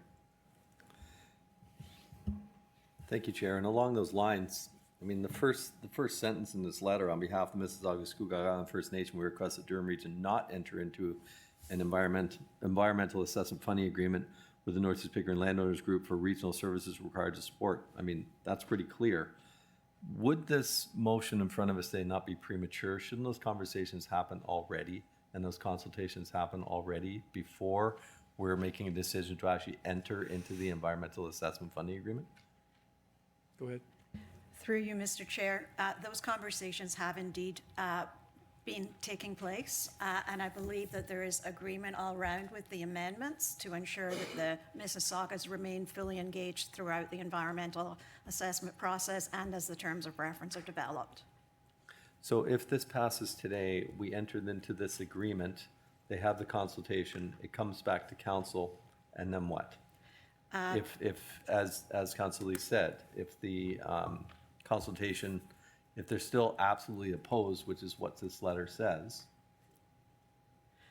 then what happens? Ultimately that would be a decision of council. Staff would certainly report back on all of the consultation, the findings and the options identified as part of the EA. It's not clear to me if there is if their issues can be focused. I think in speaking with the staff on the project, there is room to discuss and negotiate this. So I think you have to leave it to us to get the terms of reference, do the work, and then come back with the findings. And if there is a compromise or a way of addressing their concerns, we would certainly include that in the report. Do we know when this is going to come back? I would have to defer to our Commissioner of Works on that in terms of the EA terms of reference and then the EA process. Yeah, thank you, Elaine. Through the chair, if this gets approved today, our next step would be to talk to the landowners group and have them start to craft the terms of reference. And obviously, as the co-proponent, we will go through the details. And when we think the package is ready, then we'll engage MSIFN as per the Amendment C here. I can't put a firm calendar timeline. I would say 3 months. Okay, so it will still be within this term of council? I would hope so. Again, it depends on MSIFN's engagement and the time that they may need. Okay, thank you. Those are my questions. Mayor Ash? Thank you, Mr. Chair. I support these amendments, and I acknowledge the receipt of the letter from Chief LaRocca. I had an opportunity to send to all members of council last night a correspondence from my CEO that outlined the ongoing engagement and consultation we're having with the First Nations in regards to our secondary plan, which is going to our planning committee on Monday next. So these two items are happening in consecutively? No, concurrently, not consecutively. And that's why I thought it was important to share with my colleagues the extensive degree of discussion that has happened since 2022 with Mississaugas and other Williams Treaty signatories. It's also important to note that we have not used deliberately the word consultation because there's we're doing that because we're respectful of the Mississaugas as well as all the Williams Treaty signatories of their sensitivity to that word and some legal obligations that might flow from it. So we specifically have not used that word. And we talk about engagement and collaboration. In that document yesterday, you'll also note that there is a signed agreement between Chief LaRocca and myself, dated April 5th of 2025, I believe, that is resourcing the First Nations to have capacity to do these reviews. There's been a second request from the Mississaugas of Scugog Island First Nation for further resources to have capacity to review the watershed study that's proposed in our secondary plan. So I again respect and acknowledge the comments of Chief LaRocca, but I wish to suggest to my colleagues that have spoken before me, consultation does, and I use that word with some hesitation, consultation does not mean consent. So we could have years and years of consultation, as we have, and there may never be consent, but I think the obligation is not about consent. The obligation's about having a process, having a respectful awareness of treaty rights, having a process to resource them adequately. So I support the amendments, and I support the idea of the co-propotency. I will remind members of council that this is at the cost of the landowners group, which is, as the commissioner outlined last month, or maybe earlier this month, that's between $2 and $4 million. The taxpayers of the regional municipality of Durham will not have to do. And I think it makes some sense to do these items concurrently as the city deals with its secondary plan during the months of March. So I support the amendments, support the main motion. Thank you. Mayor Wadden? Thank you, Mr. Chair. And just curious, while I support the amendments, and I respect the fact that we have a bilateral agreement, I still struggle, and I wonder if we have further definition of what meaningful Indigenous engagement, or per the letter from the MSIFN, meaningful consultation and accommodation. Do we have that defined so that we know where we're at when we are in conversation, consultation, engagement, whichever it may be, to know that we are acting to the best of our ability as we understand the bilateral agreement? Okay, question to the commissioner?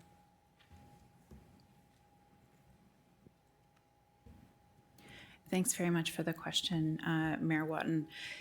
The process that we go through, I will say, is not something that's kind of a documented step-by-step list of activities. Rather, it's building up those relationships and having open, honest, and transparent conversations and advancing various components forward. In this particular instance, when we have a number of parties, then there's a number of instances where we would be needing to report back on the status of those conversations and discussions and the progress that we have made. So I guess the clearest answer is it's not a neat and defined process, but rather an approach and how we go about undertaking those engagements. Thank you. Just further to that, and respecting that every project and everything that will be undertaken will reflect differently, do we foresee guidelines that can help define this for those projects coming down the pike eventually? Yes, the quick answer is yes, we do have a number of guidelines. Okay, thank you. Thank you, Mr. Chair. Thank you. Councillor McDougall? Thank you, Mr. Chair. I supported the committee report, believing that the appropriate regional policies had been considered in making those recommendations. I would have thought that the bilateral agreement, as endorsed by this council, was also considered in making those recommendations. Now that we've received the information from Chief LaRocca that feels that the bilateral agreement was not adequately considered in those recommendations, I'm asking, will these amendments meet or exceed the concerns of Chief LaRocca? in terms of the bilateral agreement. Through you, Mr. Chair, certainly our intent is to meet and exceed, if possible, the expectations of the Mississaugas with respect to full engagement throughout the process. Through you, Mr. Chair, so that's a yes? Yeah, yes. It is a yes. The caveat is as per Mayor Ash. Full engagement does not mean at the end of the day everybody will be in agreement, but we will do our best to try to get there. Okay, I'll take the yes. Thank you. Councillor Cook. Thank you, sir. Through the chair, just to the... Councillor Cook, your sound Yes, sir. is terrible. Oh, let's try this again. Is that Try better? Maybe a little bit further back from your microphone. I can do that. Okay. Try again, please. Here, we'll turn it down a little. I'll be quick then, since sound seems to be horrible. Not sure why. Just a key point to reiterate what Councillor Pickles had said. I want this particular council to understand that these amendments were a work of collaboration that also included consultation with Commissioner Austin to make sure that the appropriate language was being used that also reflects the bilateral agreement in its spirit and intent. So we were very conscious in the language being put forward. Councillor Cook, your sound is terrible. Okay, it's fine. Thank you, sir. It's okay. I got it, that fine part, so that's good. Councillor Crawford. Thank you, Mr. Chair. So in number C, it says that the region take meaningful Indigenous engagement.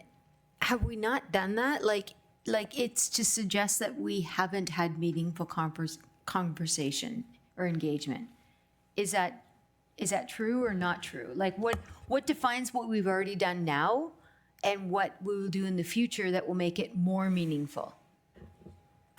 Through you, Mr. Chair, this is specifically referring to the EA process to ensure that the engagement through the EA process is meaningful and effective. Okay. We do have meaningful communications and engagement with the Mississaugas of Scugog Island regularly and have a very good, strong working relationship with them, but this is to ensure, given the sensitivity of this issue, that they are fully engaged through the process. Even though they don't want it? We'll have to see what comes out of the discussions and the options. Thank you. Councillor Wu. Yeah, good afternoon. Could you slide that up to the other changes or amendments? Okay. Couple of questions I have here now on number 7, and I want to make sure the spirit of the bilateral agreement that was signed by the region and the Mississaugas of Scugog Island First Nation, the spirit of respect, trust, and collaboration. Now, on bilateral agreement commitment 3.2.3, is that met by number 11? The region will procure consulting services to act as regional representatives. The region's representatives will report directly to the region, but will be funded by the NEPLG. So I'll try and then I'll go to Commissioner Austin. The bilateral agreement between the region and the Mississaugas of Scugog Island does not prevent from entering us into an EA funding agreement with Northeast Pickering Landowners Group. The intent of the bilateral agreement is to identify issues early in the process so they may be addressed. Does that pretty much cover it, Commissioner? Yes, Mr. Chair, it does.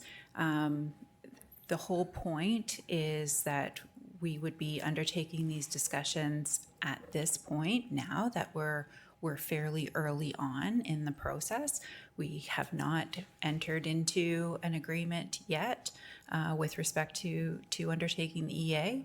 And so we'll have those discussions now at the very outset versus once the EA or additional steps are complete. Okay, and that's why I wanted to see number 3 also.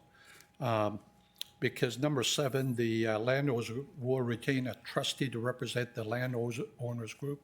From what I see in 3, there'll be engagement, meaningful engagement with the Indigenous community, collaboration. Now, whereas the landowners group will have somebody represent them, will the Mississaugas of Scoogui Island First Nation down the road have comment? Commissioner? Sorry, a point of clarification, have comment on who is representing the landowners group? No, just in general, that they'll have comment into this EA.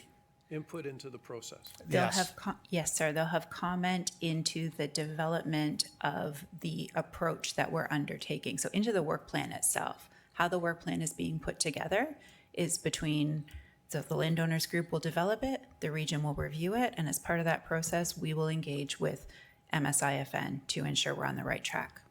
Okay. And I guess my last question would be to, through the chair, to Mayor Ash. Does Chief LaRocca know that we're making these changes and adding this? Like, are they satisfied? We can go to the commissioner first if you like. Commissioner? I'll start, and then if Mayor Ash has anything to add. I think it's very, very important to clarify that we do not represent any First Nation. The spirit of the bilateral agreement is that it is a government-to-government relationship. I don't think anyone in this chamber represents the views of the community or the chief or members of council. What we have been doing is working very closely with their consultation team to ensure that each step that we undertake is clear, and we're sharing information and we're discussing implications, and we're getting to the point where we can approach, to the best of our ability, that free, prior, and informed consent. Until we undertake those conversations, we cannot assume that anything is approved or they're comfortable. They would have to be here in the chamber and say that for themselves. But I will tell you that the conversations we've had is we're well aware of the decisions of council. And so what we want to do is take the next best, most positive steps forward on this process. Okay, thank you. Thank you. Mayor Roy? Thank you very much. And I think a little bit of a continuation from what Councillor Wu was just asking, but this letter was written on February 10th. Has anybody spoken to Chief LaRocca? Through you, Mr. Chair, yes, they have. And in response with the conversation and the moving forward, it's very clear in this letter, their position. If we move forward, even with the amendment of the words, what would be the obstacle following that? If I could forward that to the Commissioner, Sandra? Thank you, and through the chair. What we're moving forward with is a commitment that we will undertake the engagement at this point. It's just too bad, and this is no slight on anybody. I'm just going to say this out loud. This is my words. It's too bad that we didn't have that predetermination moving forward with this and had started that since we had gotten to a point where we have an agreement through the region and working very hard to ensure relationships and not looking at, like, it's because within this whole recommendation of moving forward, it's also the hospital lands. And that is a concern as well too. But I do think it's the strength of the words. It's the words, while it's on paper, it's the words that we speak as well that we need to be a little bit focused on, and how we can manage and facilitate through proper relationships and show that we want to have proper relationships, including the elected officials around the table. Okay, thank you. Councillor Pickles, you've... Just closing as the mover. Okay, go ahead. I think everybody's raised good points, and Mayor Roy's points were good as well. I think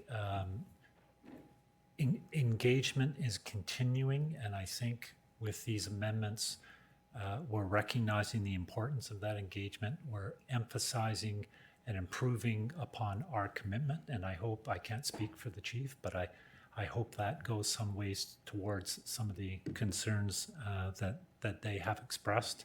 And I know Indigenous engagement is something that's important to the region, to Mayor Ash, and I understand that Mayor Ash and Councillor Cook do intend to reach out sometime soon to have further discussions with the chief, and those discussions I think will be helped by the renewed emphasis that this amendment would bring towards those discussions. So I appreciate the support of the council. Thank you. Thank you. So, members of council, that exhausts the current request to speak. So, Mr. Clerk, we'll vote on the two items together as the amendments. So, is there anybody that needs a recorded vote, or just record a vote called by Councillor Brenner? So, on the two amendments, we'll vote together. Mr. Clerk? Thank you, Mr. Chair. Recorded vote on the amendment is starting now.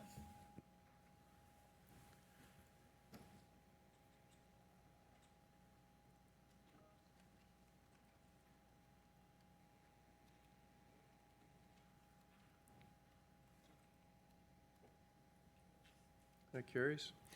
On the item as amended, we'll call the vote. Record a vote, please. Thank you, Mr. Chair. On the main motion as amended, recorded vote is starting now.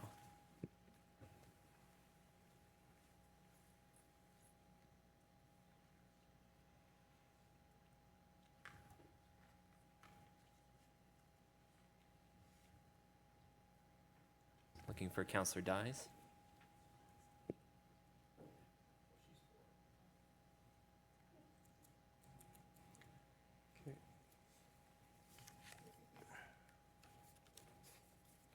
That carries as well. Okay, members of council, we're moving on to departmental reports and other resolutions. There is one item. It's located on page 83. It's the Durham Active Transportation Committee Town of Ajax membership. Mayor Collier, will you move the Town of Ajax membership, please?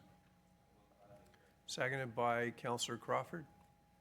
Okay, so the item is now on the floor. Seeing no comments or questions, I will call the vote. All those in favor? In opposition?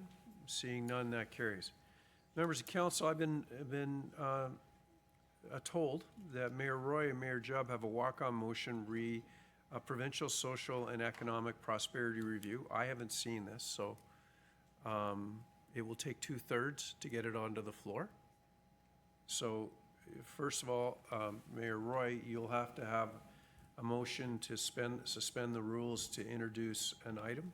Yeah, a motion to introduce to suspend the item to, and my seconder is actually Mayor Carter now. Mayor Jubb had to leave for an appointment, Okay. and it has to do with provincial municipal fiscal framework.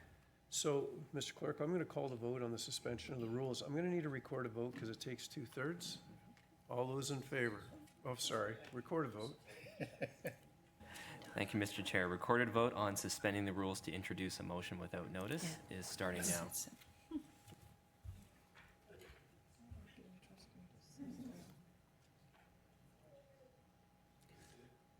Okay.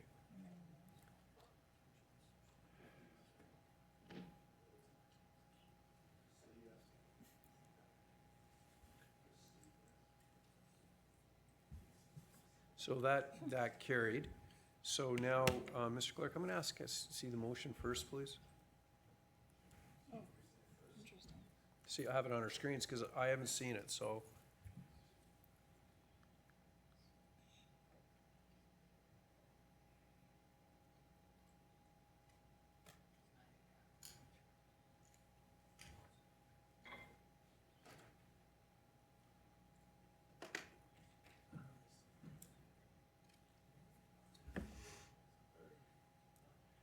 Okay.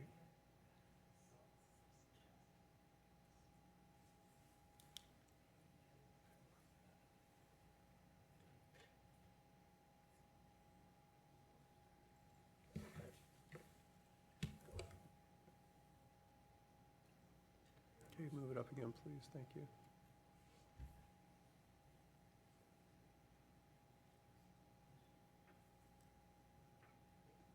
Okay.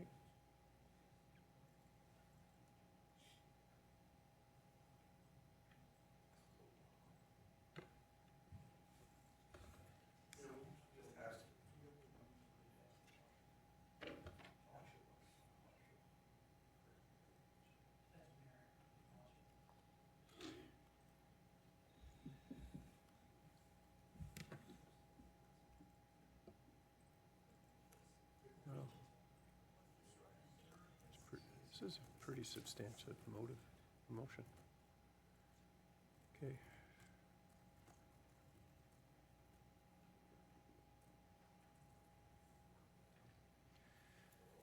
Okay, so we need to get to move the motion. So Mayor Roy, same mover? Yeah, mover and seconder is, Same and seconder? Mayor Carter. Okay, now the item is on the floor.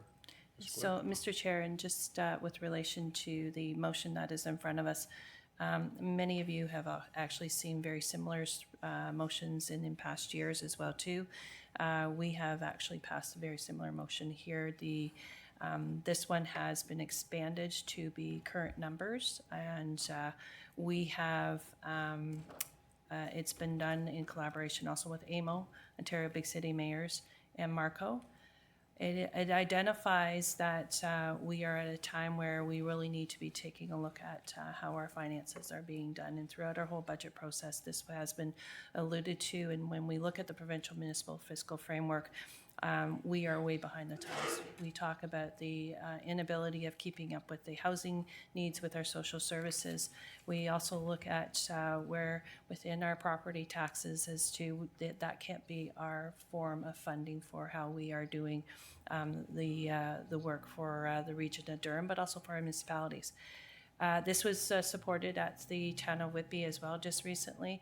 The numbers that are within the motion are current numbers, and staff have worked together with us to bring this together. But ultimately, it's a call out to the province that we need to have our funding formula reviewed, and it needs to be done in today's time period. I know that for many around the table, and I know that I'm going to addressed to Mayor Foster. While the information is on today's and being introduced on the floor, it's not a conversation that we haven't had, and I do apologize that we tried to meet the time frame for the introduction. It was presented immediately in the meeting of our last committee of the whole, right, to get some assistance from staff to get the proper numbers, and the follow-up of the conversation that took place here around this table as well too. Just looking for the support to be able to lobby to our provincial government to look at how we're being funded. Okay, thank you. To the seconder, Mayor Carter, did you want to add? Okay, Mayor Foster. Well, thank you, Mr. Chair. Some questions to the clerk. Mr. Clerk, generally when things are introduced to council and not having had the opportunity for the public to know that they're coming, or for members of council, generally we introduce these as things that are of an emergency nature, or there's a limited amount of time. Would that be fair? Through you, Mr. Chair, that's one of the reasons why motions may come late to an agenda. We did present some options to the mover and seconder with respect to whether it should come to this meeting or perhaps come through the regular notice of motion channel to next month's CAL meeting. I understand there was a preference to bringing it to this meeting as the province will resume sitting, and having a motion adopted by this council prior to that point would be preferable. So if a councillor were concerned with transparency with due course, that councillor might agree 100%, and if you could agree more than 100%, might agree 100%, but you might understand why a councillor would want to refer that for reasons of transparency to the next council. So, Mr. Chair, I've done nothing but ask questions. So I'm going to give you a motion based on the answer to those questions to refer this to the next council meeting. I don't have a seconder. Actually, Counselor Leahy seconded it on the referral. Okay, you can speak to the referral. Okay. So, all right. So seeing nobody wishing to speak to the referral, Mr. Clerk, I'm going to call the vote on the referral. Okay. All those in favor of the referral? Okay, record a vote, please. My math is, I only got one hand here and one hand here, and it goes past 5 on each side.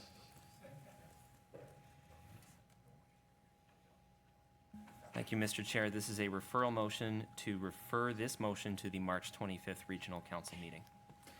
Recorded vote on the referral motion is starting now.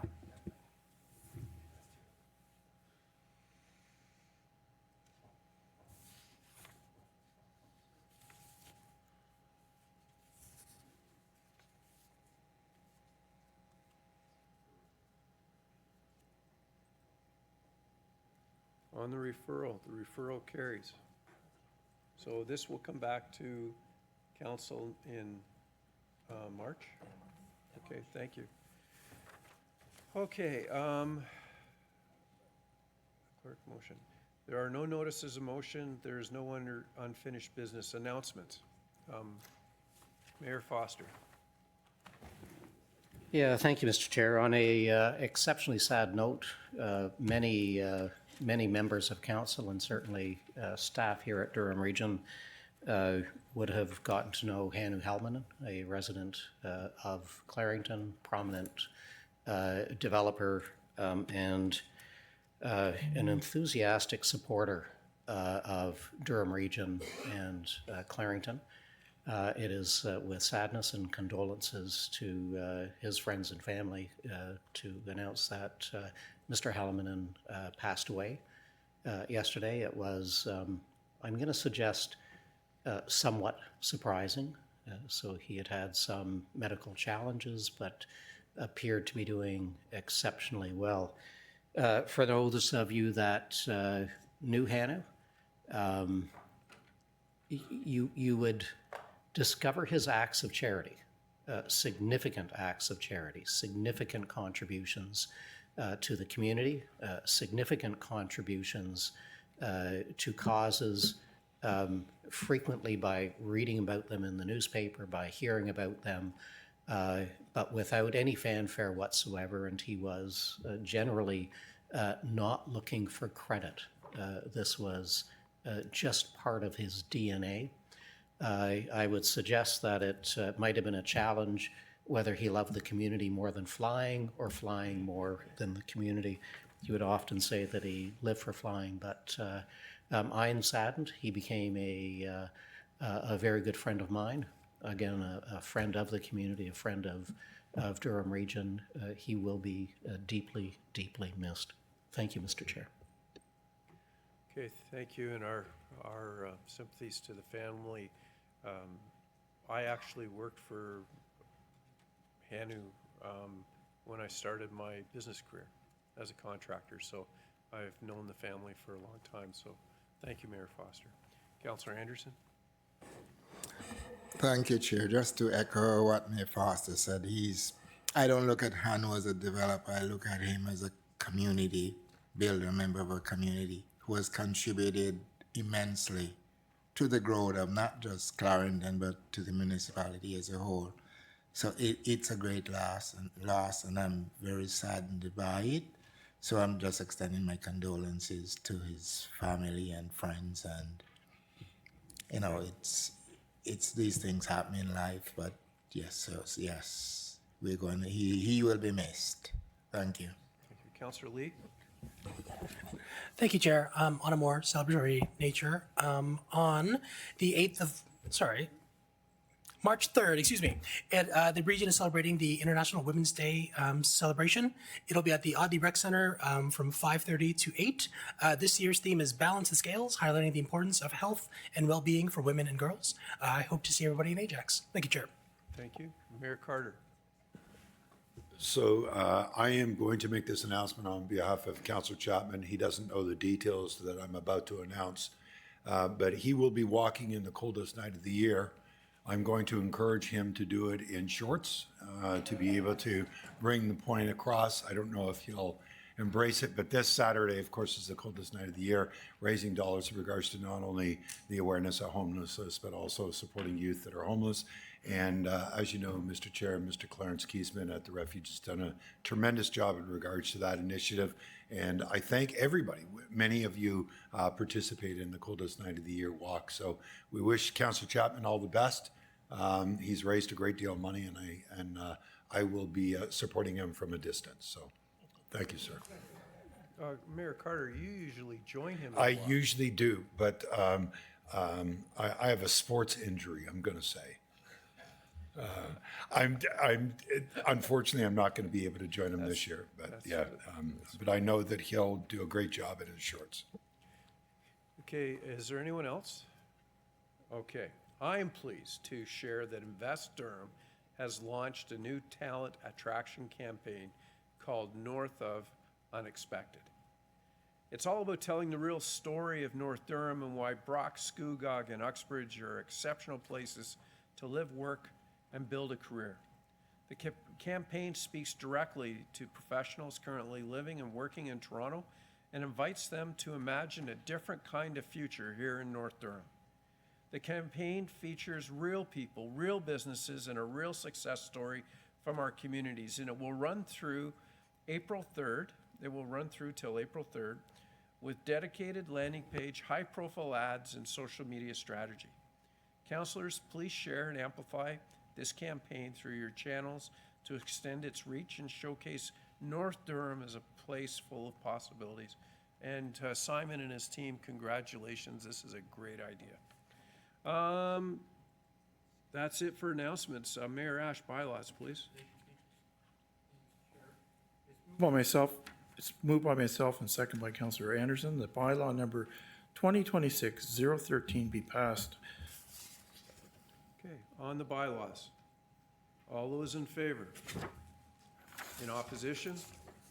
Seeing none, that carries. Confirming bylaw. Thank you, Mr. Chair. It's moved by myself, seconded by Councillor Anderson. The bylaw number 2026-014 being a bylaw to confirm the proceedings of the Council of the Regional Municipality of Durham at their meeting held on 25th day of February 2026 be passed. On the confirming bylaw. All those in favor? Okay, Mr. Clerk, that is the business of the day. Councillor Dyes, can I get a motion to adjourn, please? Moved by Councillor Dyes, and I need a seconder, so I'll go to Councillor Shahid on adjournment. We'll call the vote. All those in favor? In opposition? Seeing none, that carries. Kevin, can I get 5? 3.